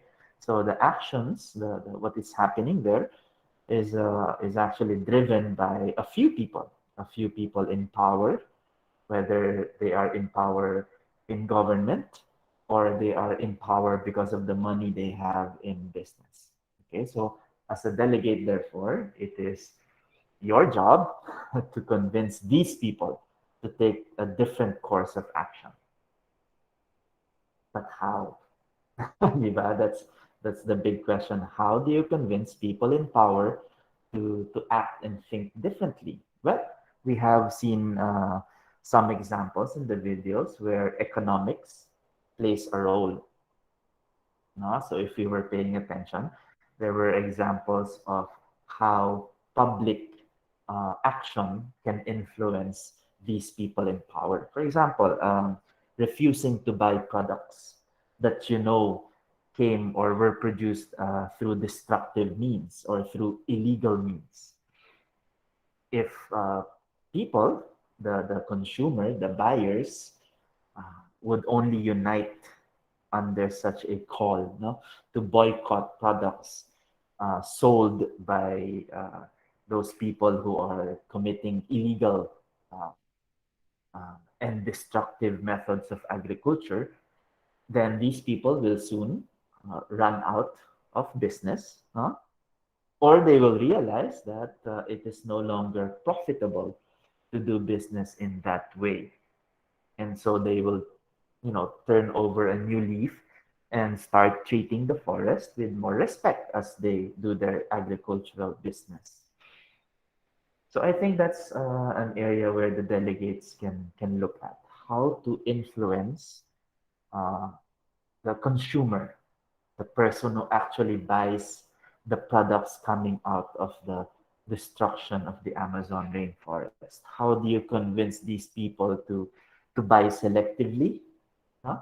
To think green before they buy anything from the groceries? I think that is a big area where delegates can really influence public opinion. Okay, sir. We have another question from Curtis, grade 9.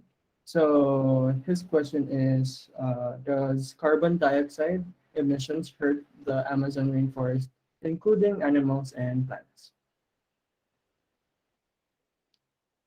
Carbon dioxide emissions. Well, we have to clarify first the science behind that. No? Carbon dioxide emissions are a result of the destruction of the forest. So I would have to say it's not an effect. Okay, it's not a cause. Sorry, it's not something that will destroy the forests per se. No, but it's something that is an effect of the ongoing destruction. Okay, so carbon dioxide, carbon rather, that is stored in the trees of the Amazon, in the leaves, in the fruits, in the stem, no? So the living tissues of the trees, there's a lot of carbon there.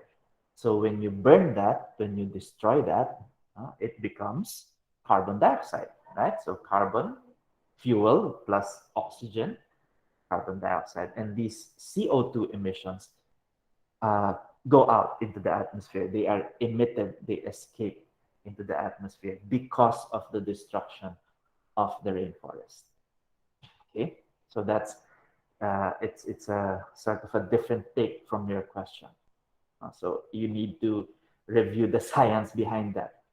Okay, so it's not carbon dioxide emissions hurting the Amazon, it's the destruction of the Amazon causing an increase in the carbon dioxide emissions. However, there is some truth in what you said. So even if the Amazon rainforests are not being burned or not being converted into agricultural areas, even if they are not being burned to give way to cattle ranching, CO2 emissions going elsewhere, occurring elsewhere all over the world, from cars, from the burning of fossil fuels to produce electricity, okay? These CO2 emissions eventually create more acid rain, okay, which is known to degrade forests. They eat the leaves of the forests, okay? So, but it's a very little issue compared to what is actually going on right now in the Amazon forests. I hope that answered your question, Mr. Lopez.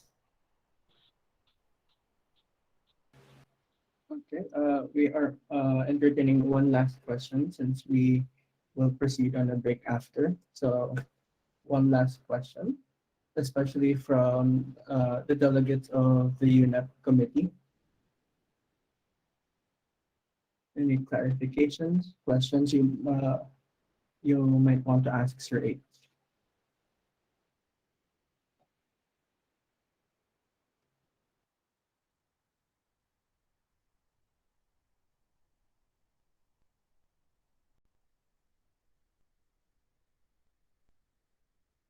Yeah, maybe I can give that summary now, Mr. Tilas, no?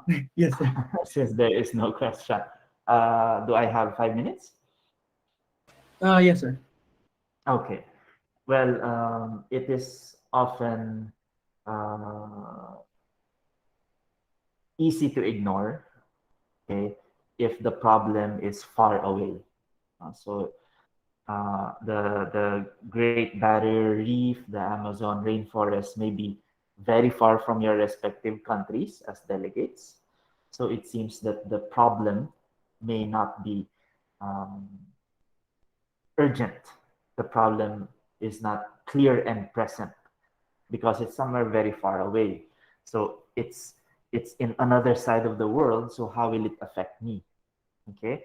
But what is going on in different areas of the world can often be seen in what is happening in your own countries. Okay, so I would challenge the delegates to look at issues of deforestation, issues of coral reef destruction that are happening more closely to their countries, in their neighborhoods.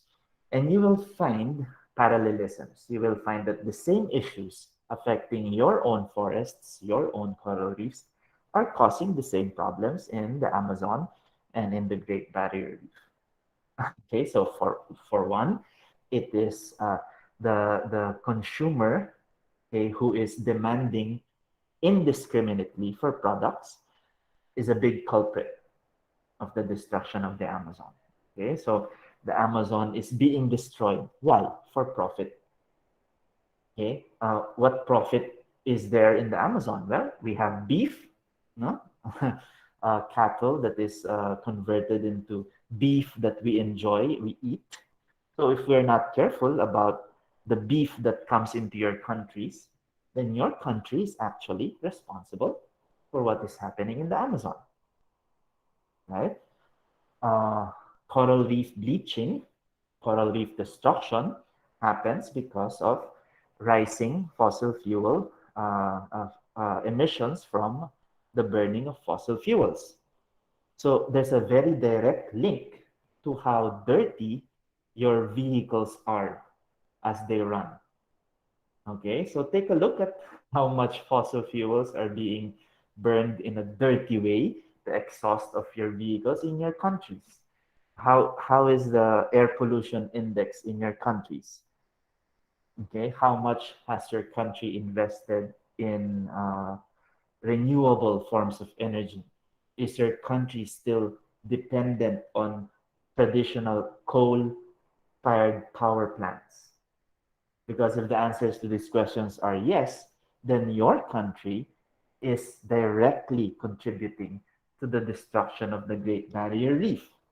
Because your country is contributing to the rising CO2 emissions all over the world. Again, so two things you might want to look into. Okay, your consumers in your own country. So what do they buy? What do they eat?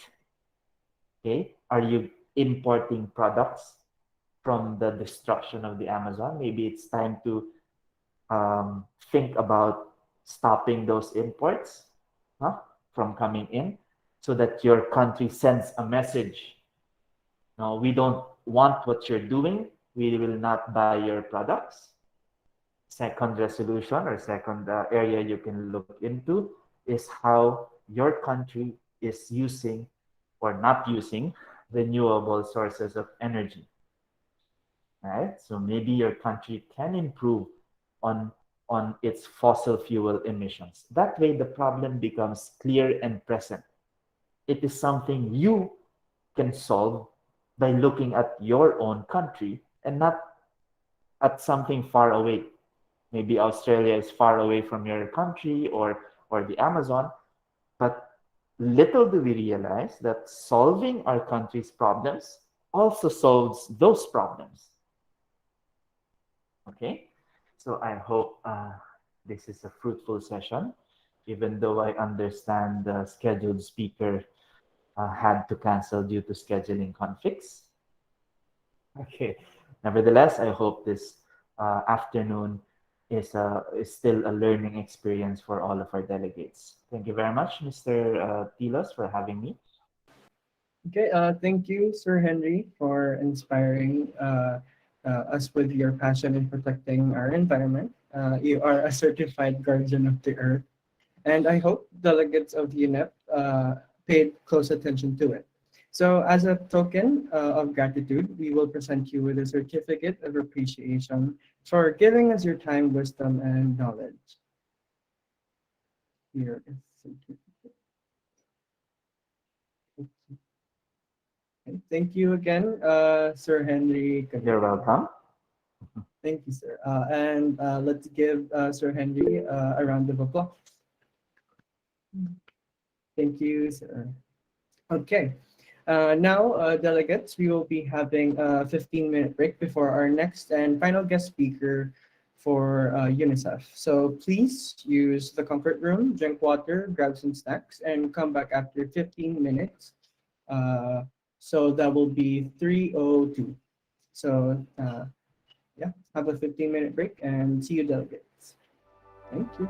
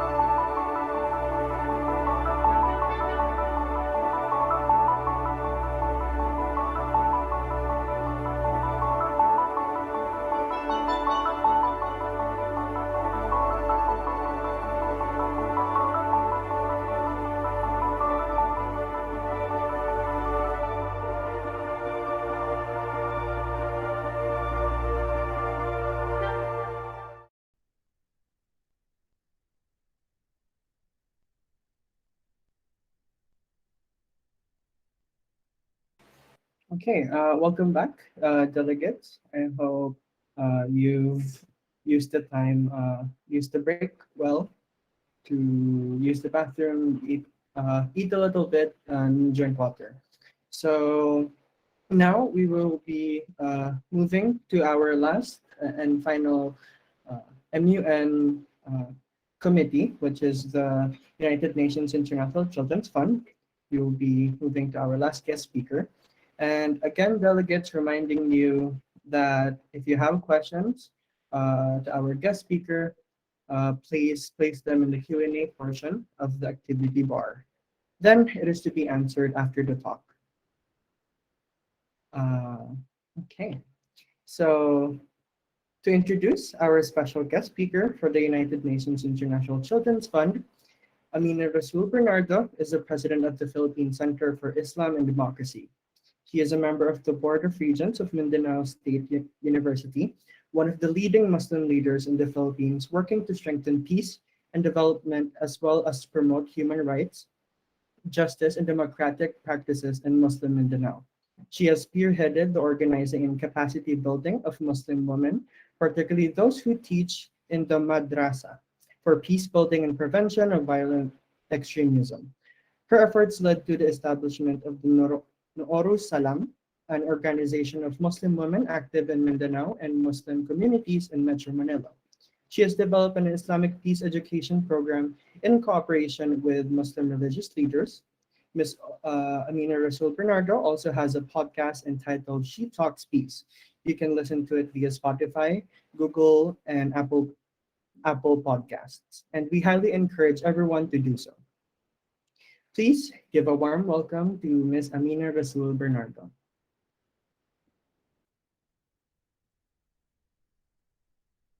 Hello, everyone. Good afternoon. I hope everybody's safe and doing well in school, even if it is online. It's good to see all of you. It's been more than 2 years since I've had a discussion with very young people, and I'm very happy to join you today. I prepared some slides. Were you able to get it? Can you share it for me?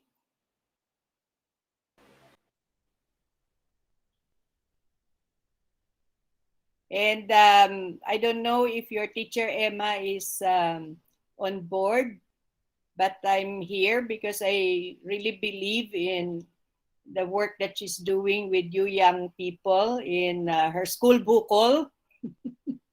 I don't know if you like being called school bukol, but anyway. Emma and your organizers asked me to talk to you about what's happening with displaced children in the conflict areas of Mindanao. But I thought that it might make sense, and it may be a more practical thing if we could talk about the role that all of you can play, even though you're still in high school, and there are so many avenues. So I thought that I'll talk to you a little bit about building a culture of peace, because it's not only in the areas of conflict that you need to establish a culture of peace. You need it in your family. You need it in your community. Tama ba ako? Walang awayan, walang agawan ng snacks, walang agawan ng chippies. So, next slide, please. Now, all of you know this, what happened, right? For 5 months, May 23 to October 17 of 2017, Marawi was infiltrated by members of the ISIS, these violent extremist groups, and the siege caused untold suffering among the residents, and not just of Marawi City. The 3 municipalities adjoining Marawi City were also affected as well, because Marawi is their commercial center. So can you just imagine if your commercial center where you sell your goods, sell your products, buy your food, if that's gone, how are you going to manage to feed your families? So the refugees were not just in Marawi, but from all these other municipalities in Lanao Sur. And when I visited the refugee camps, ang daming bata. And that is the one group na talagang kawawa, especially since when we started to look at what was happening in these refugee camps, we found out that there was a lot of cases of abuse of the children. And many of the identified cases of abuse were actually sexual abuse of the children. Some of them, in fact, because walang kapera-pera, they were allowing children to be used so that they could get a little money. So every time you have armed conflict, you have these tremendous problems with regards to the impact on young people. Next, please.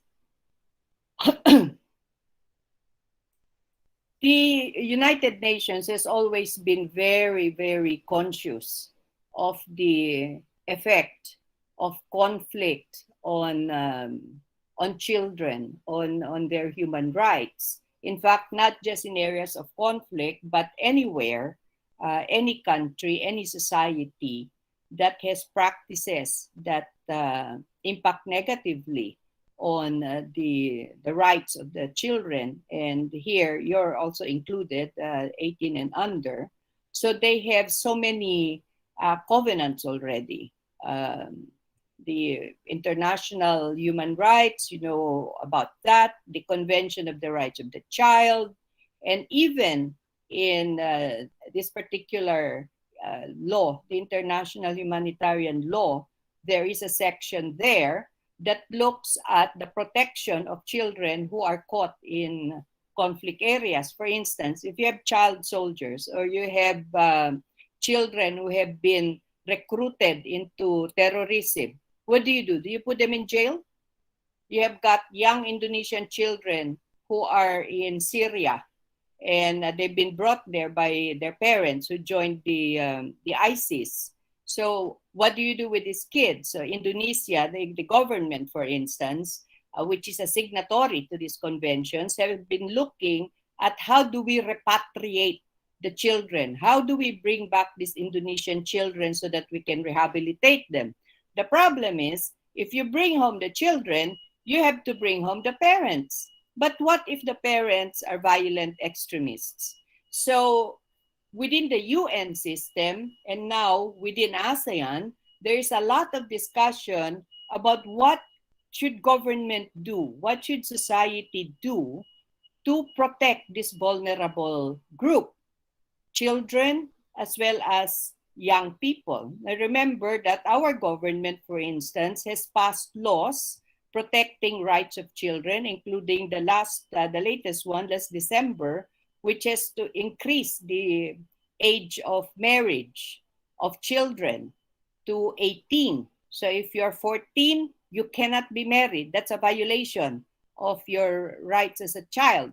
So no more Freddie Aguilar marrying a little girl and saying that he's converted to Islam so he can marry. Nope, no more. You have got to be older than 18 if you are to marry. Why do I mention this? Because we have found out in our discussions and our studies that extremist groups, terrorist groups in Syria, Afghanistan, even here in the Philippines, in Indonesia and Malaysia, have actually been using young girls.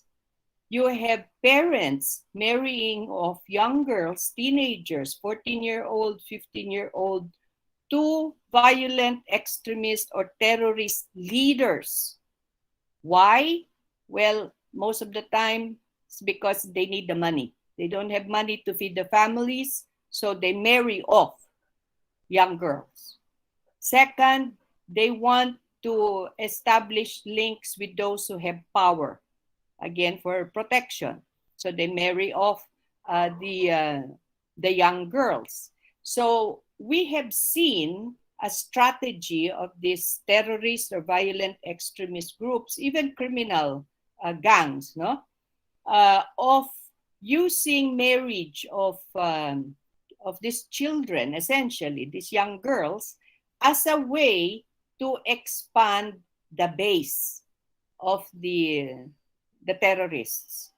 Kasi nga naman, if you're married into a family, let's say you're in Sulu, and your father married you off to an Abu Sayyaf leader, that Abu Sayyaf leader can now count on your family to give them some kind of protection. So yung family mo, they now serve as lookout, and they will inform kung may parating na police or may parating na military. So children are being used as pawns. So UN, ASEAN, the Philippine government, and other governments are looking at all of these issues and trying to find a way to prevent the abuse of these children and these young people. Next, please. Now, the first time that the role of young people in both conflict and peace, the first time that it was really highlighted was in 2015, when the United Nations Security Council passed a resolution that recognizes your role in preventing and resolving conflict, in countering violent extremism, and building peace. Later, this resolution was followed by a study that looked at what can young people really do. And all of these studies and these recommendations found its way in the formulation of an agenda and a plan of action. So that's what they call the YPS, the Youth, Peace, and Security Agenda. Thank goodness that this idea has actually been gaining momentum. So it's not just puro talky by UN agencies trying to sound good, like they're doing something for, young people, but you actually see that from the UN level, from the global level, it has started cascading. It's gone down to governments and member states. And this is where I would like to focus a little bit more of your attention, because I think there are many ways that you can participate. Next, please. The following slides I borrowed from a colleague at the OPAP. Do you know what OPAP is? This is the Office of the Presidential Advisor on the Peace Process. Last December, their role was expanded. So now they're not called OPAP. They're now the Office of the Presidential Advisor, Reconciliation, and Unity. So beyond peace talks, beyond negotiations, they now have a role in making sure that governments, civil society, business sector, academe, religious come together so that we can actually start unifying our divided country. Now, let me focus your attention on the Youth, Peace, and Security Agenda. I'll still call them OPAP, okay? Because OPAPRO doesn't sound so nice. So OPAP started doing consultations. Now, when you're talking about armed conflict, tell me what armed conflicts you're familiar with. Do you think it's just the MNLF and the MILF, or are there other conflict areas that we're looking at? Anybody? Don't be shy. Anybody? Any delegates? Please answer. Anyone? How about the Communist Party? Agree or not agree? Nod your head if you agree. Okay, somebody raised hand. Disagree. You disagree with the Communist Party? They're not an armed group? Yes.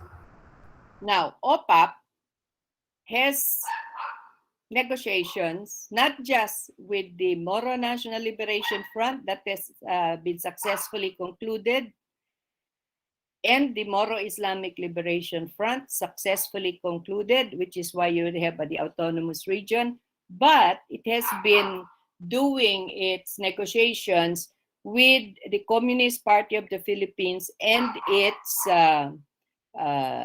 armed group, which is the NPA-NDF, New People's Army, and the National Development Front. And let me tell you, while if you just focus attention on media, you would think the MNLF, the MILF, and the ISIS and the Abu Sayyaf are the main problems of the Philippines. I will disagree with you quite violently. Let me tell you why. The Muslim groups, the rebel groups, what they wanted was for government to get out of their territory because they want sovereignty. The Communist Party of the Philippines, on the other hand, wants to overthrow the present system of government so that their ideology will be the ideology of the Philippines, which is why when you look at the map of armed conflict of the Philippines, the Muslim groups are in maybe 1/3 of Mindanao, but the CPP, NPA, NDF is from Region 1 all the way down to Davao, Bukidnon, Cagayan de Oro, and all the other provinces of Mindanao. So I would say that the CPP, NPA, NDF problem is actually the more dangerous one, because it doesn't matter where all of you come from. You maybe come from Bulacan or Nueva Ecija or the Cordilleras. I'm sure that there is a little active cell of the CPP, NPA, NDF in that area.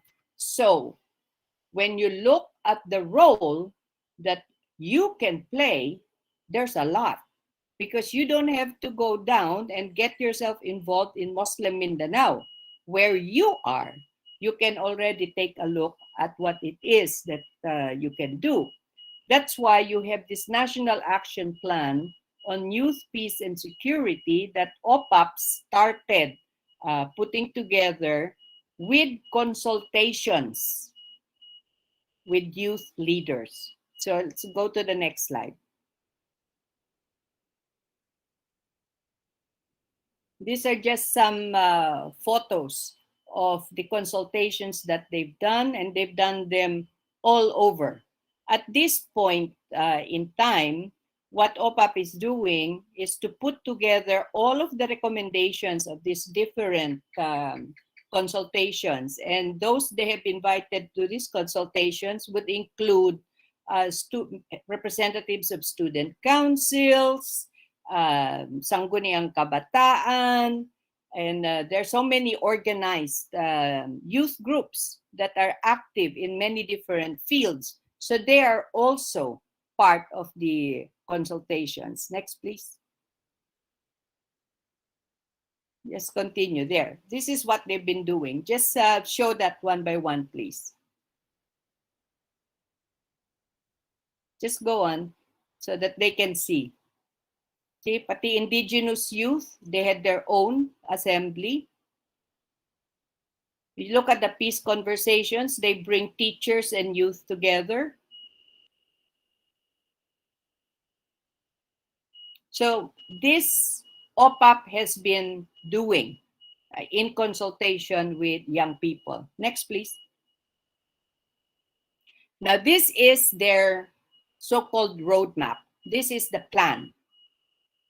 starting with the consultations. They have what they call the multi-sector meetings that they had. They put the ideas together, then they had regional youth and peace security consultations by cluster. So that means they either bring people from one region together or youth organizations from a specific sector together. For instance, in-school youth, which is what you are. Out of school youth is another sector.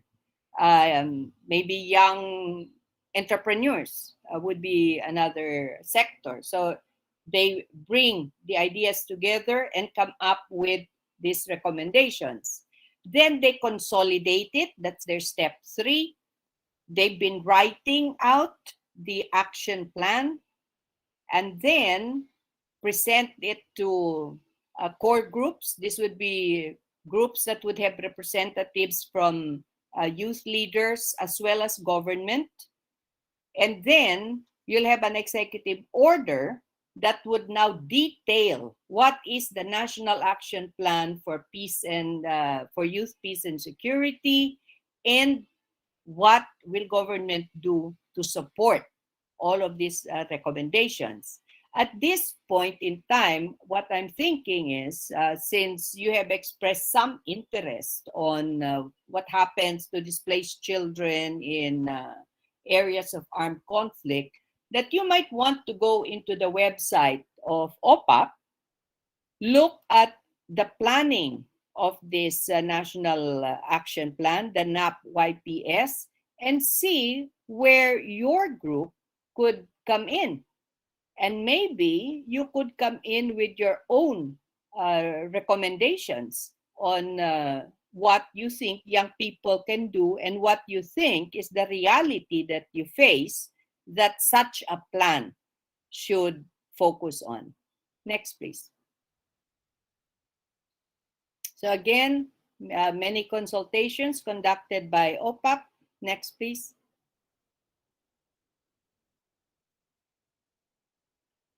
See, they have cordilleras, and a lot of the consultations has been virtual. So I'm sure that if there are consultations up and coming, you should be able to join, like Southern Luzon, which is 3rd week of March. Next, please. So there's a call asking young people to have their youth organizations registered. So you might just want to do that. Go to the OPAP website and see what it is that you think you can do and would like to do. Next, please. Now, you mentioned my podcast earlier. I think for those of you who are interested in what happens in areas of armed conflict, what can be done to do peace building in areas of armed conflict, I think you might want to listen regularly to this podcast series. We have a new one that's released every Sunday. And let me just tell you that when we started, we had listeners mostly in the Philippines. We started in August. Now we have listeners in 45 countries, including such countries as Kyrgyzstan, Antigua and Barbados. I don't know if you can even locate that on the map. But what is even more interesting is that we have a stable group of young listeners who've been listening to us from the first episode until the latest. We have about 15%, I think, of our listeners who are under the age of 17. So if they're listening to She Talks Peace, there must be something there of interest to young people. And since that's your age group, I would assume that you would be interested as well.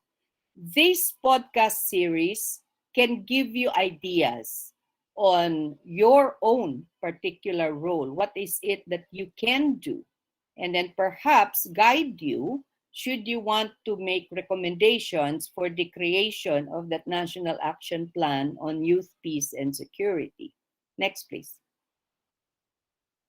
And then, of course, I'd like to thank all of you very much for giving me this opportunity to have this chat with you. And now I'm open to all of the questions that you might want to ask. Thank you. Okay, thank you, Ms. Amina Rasul. Now we will entertain questions from anyone, and especially to our UNICEF delegates. So please don't be shy to ask questions.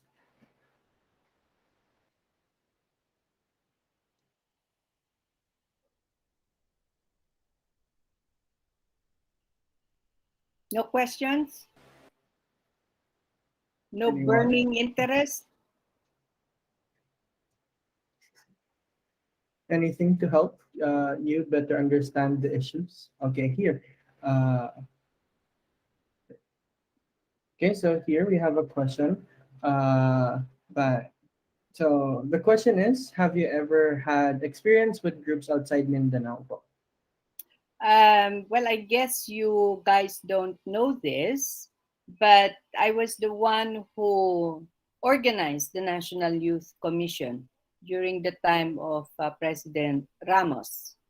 So yes, I spent more than 3 years of my career in government organizing the Youth Commission, putting up little offices in Mindanao, in Luzon, and in Visayas, so that we would have close links with youth organizations.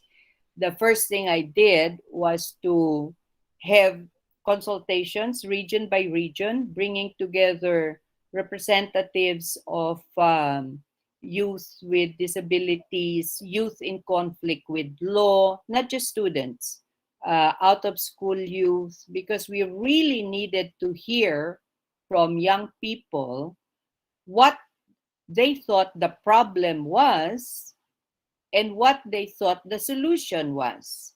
Because I felt when I started organizing the Youth Commission that government has this tendency of think they know it all. They make a plan and then they give it to you and that's it. And I thought that was not the correct way to do it, because what if the problem as we adults defined it was not the way you defined it? Then whatever plan we put together would not be addressing the situation as we saw it.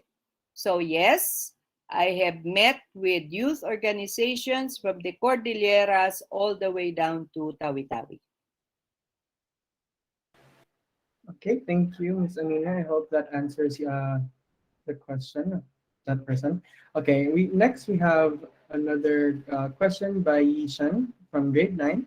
And her question is, what happens to teen girls after marriage? I think she is pertaining to the before thing when underage girls can get married. Well, they cannot get married.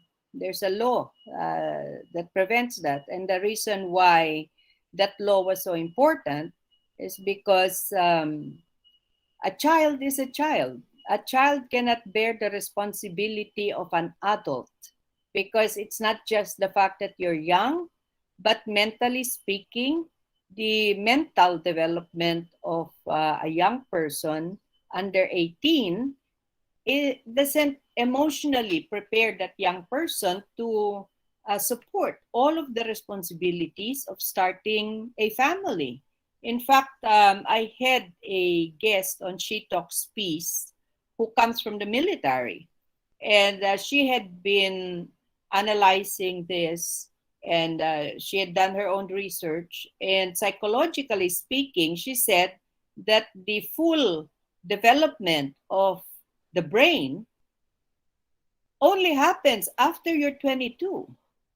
So a 20-year-old, although that's classified as an adult, doesn't have a fully formed mental facility.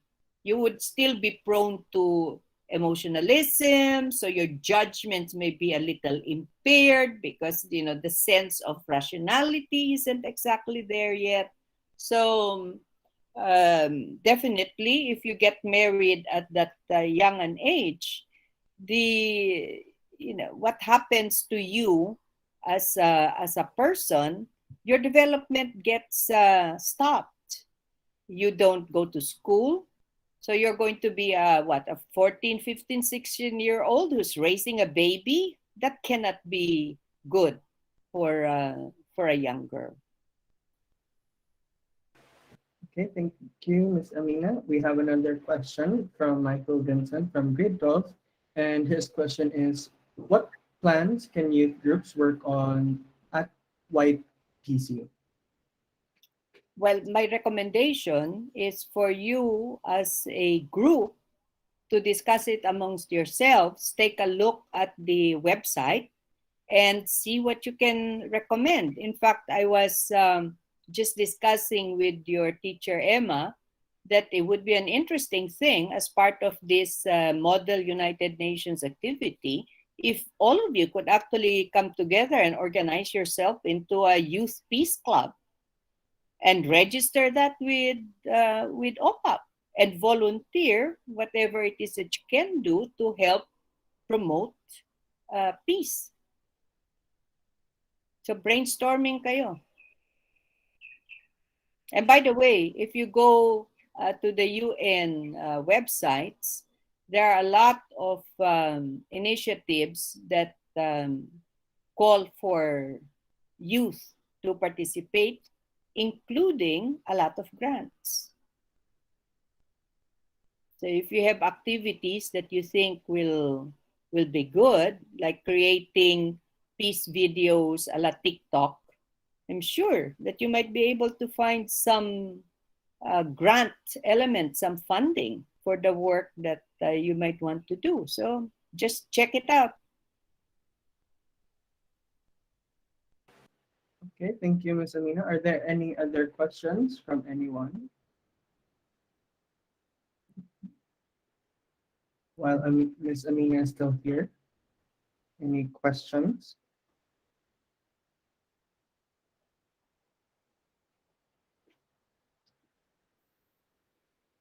Okay, here, Ms. Amina, I have a question. So, on your personal observation, what is the difference between the interest and or the youth engagement when you are heading the Youth Commission at time of President Ramos and at present? Who is more involved in these kinds of issues? Well, I honestly think that President Ramos was probably probably the best president that we have had in a very long time. And let me tell you why. Although he was a military man, he was very consultative. So before he made any decision, he would ask different groups what they thought of a specific problem. I learned from him the term CSW, which as it turns out is something that he picked up when he went to the West Point. And CSW stands for Completed Staff Work. So all of us who are members of his cabinet never gave him any proposal that required his signature unless we had consulted all of the line agencies who were going to be impacted. And if all of the heads of these agencies put their initials on my proposal, then the president would sign it. How does this affect him as president of a population that has a big percentage of young people?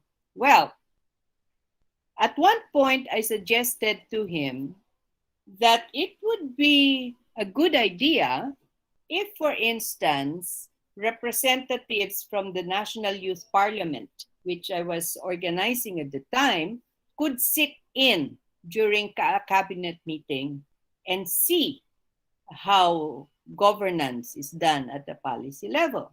And he said that's a very good idea. In fact, I want all of them, all of the officers of the National Youth Parliament to attend a cabinet meeting, be seated behind a cabinet member, and act like a shadow cabinet. And that's what happened during that particular cabinet meeting. And then he asked, okay, so who's going to be the shadow president? And one young man, I think he was from Rizal, raised his hand. So the president seated him beside him, and all through the cabinet meeting would be talking to this young person, getting his ideas. So what do you think so far? And let me tell you, during that meeting, we were supposed to have a briefing from the Secretary of Defense on terrorism.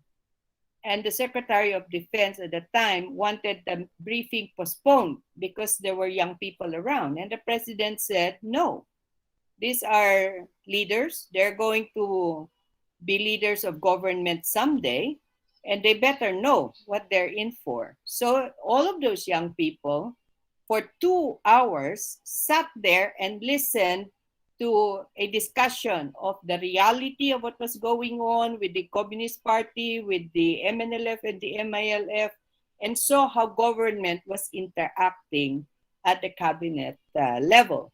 So President Ramos was very consultative. He liked having these discussions with young people. And I guess that consultative part of him is what made him such a good president. Okay, thank you, Ms. Amina. Okay, we still have 10 minutes to ask Ms. Amina Rasul questions. And here we have another one from Bernice from grade 7. And her question is, what if it was part of their culture to get married as teens? Is it still allowed? No, because it's a violation of your human rights. You know, if we're going to use culture as a reason not to stop certain acts which are harmful, then slavery would not be abolished. How would you like that? It was part of our culture. We dropped slavery when we in the South accepted democratic government. But what if we said it's part of our culture? Then the Muslims of the South and the other tribes who had slaves would be conducting raids and getting slaves from the Visayas. So culture cannot be a reason to condone violation of human rights. Culture evolves. Culture changes. Now, if you say religion, again, religious leaders, Catholic religious leaders, Muslim religious leaders have had discussions about child marriage for a while now. And they have come out with statements that said, no, child marriage is not allowed.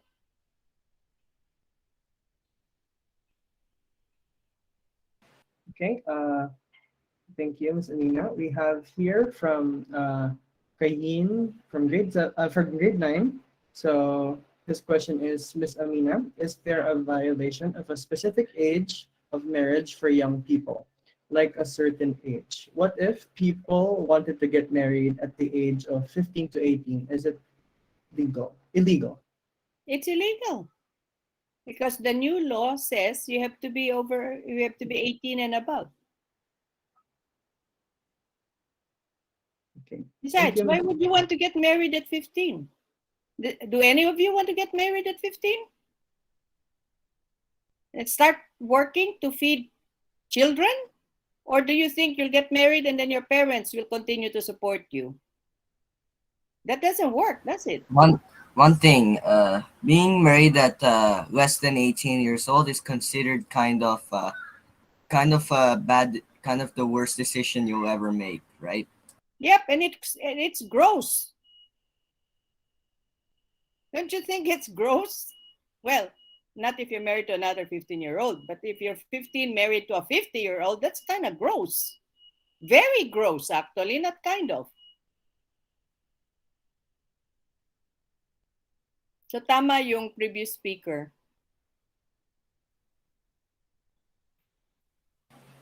Okay, thank you, Ms. Amina, for that answer. We still have 7 minutes, so to answer questions. Answer questions. So anyone, if there is something you find confusing, or if you have pre-existing questions you have in mind, don't be shy to ask Ms. Amina Rasul.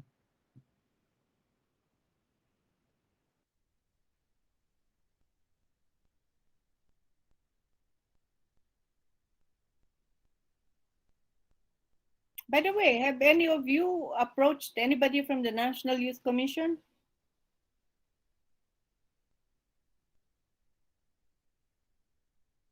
Maybe you should, because that commission was organized to serve the needs of young people and to consult with young people.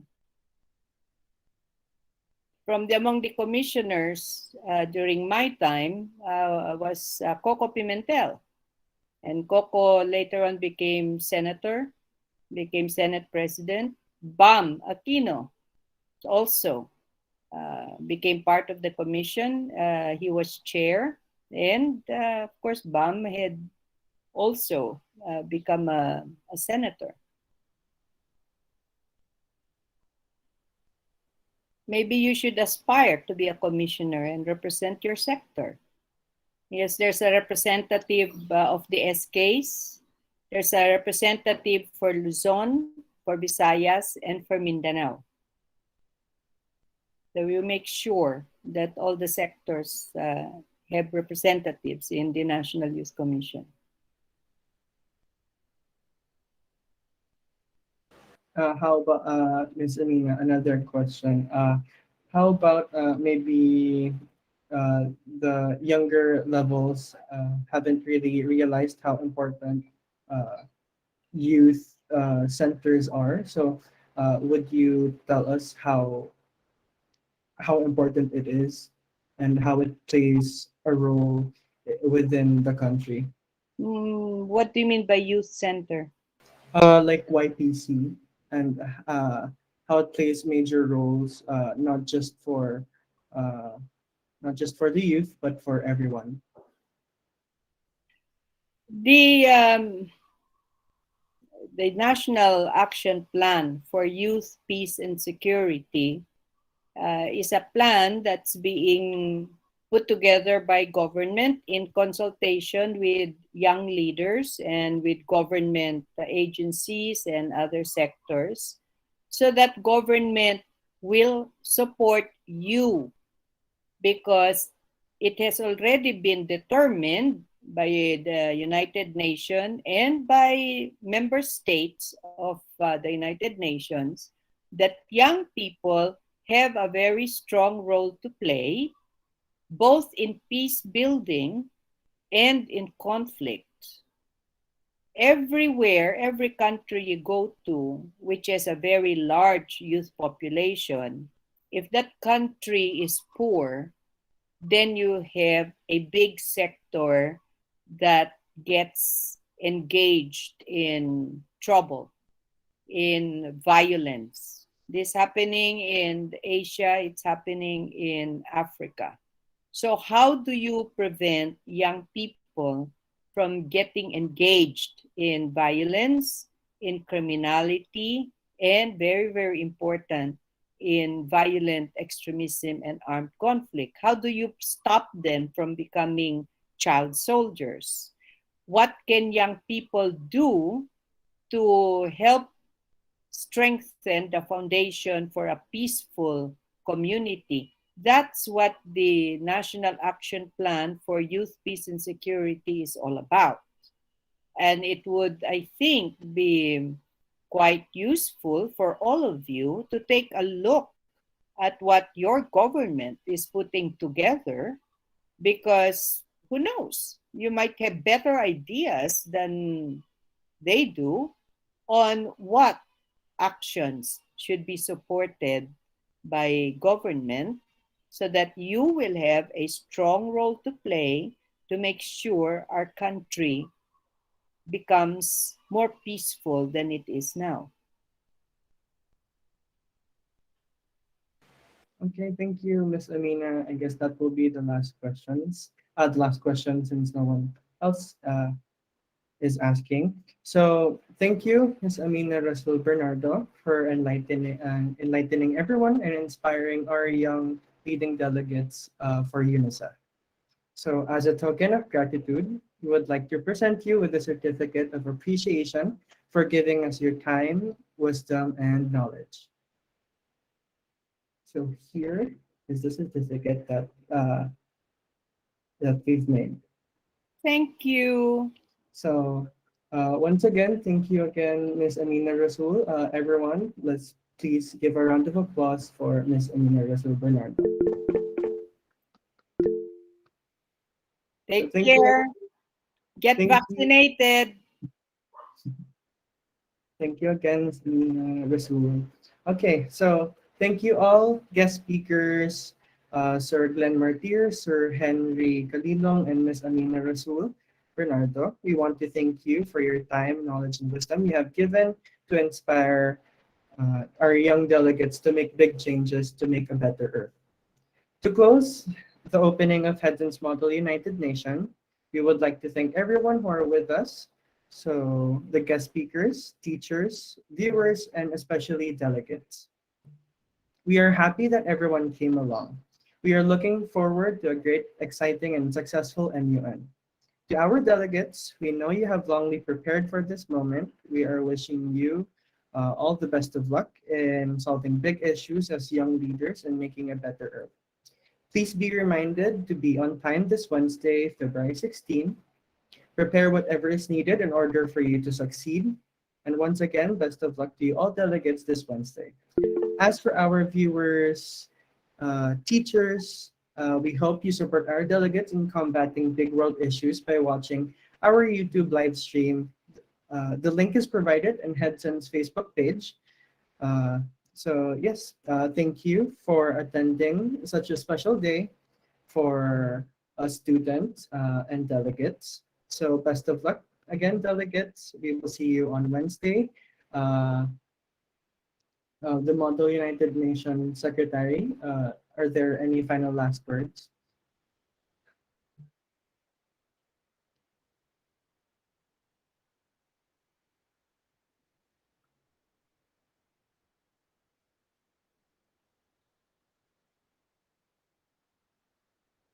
Okay, I guess that is it. So thank you again, everyone. Thank you, Ms. Amina Rasul, very much. We appreciate the help that you have provided our young delegates so they can use it for Wednesday's committee session. We hope to see you there as well. So everyone, goodbye. Thank you and stay safe. Thank you, everyone. Goodbye. Thank you.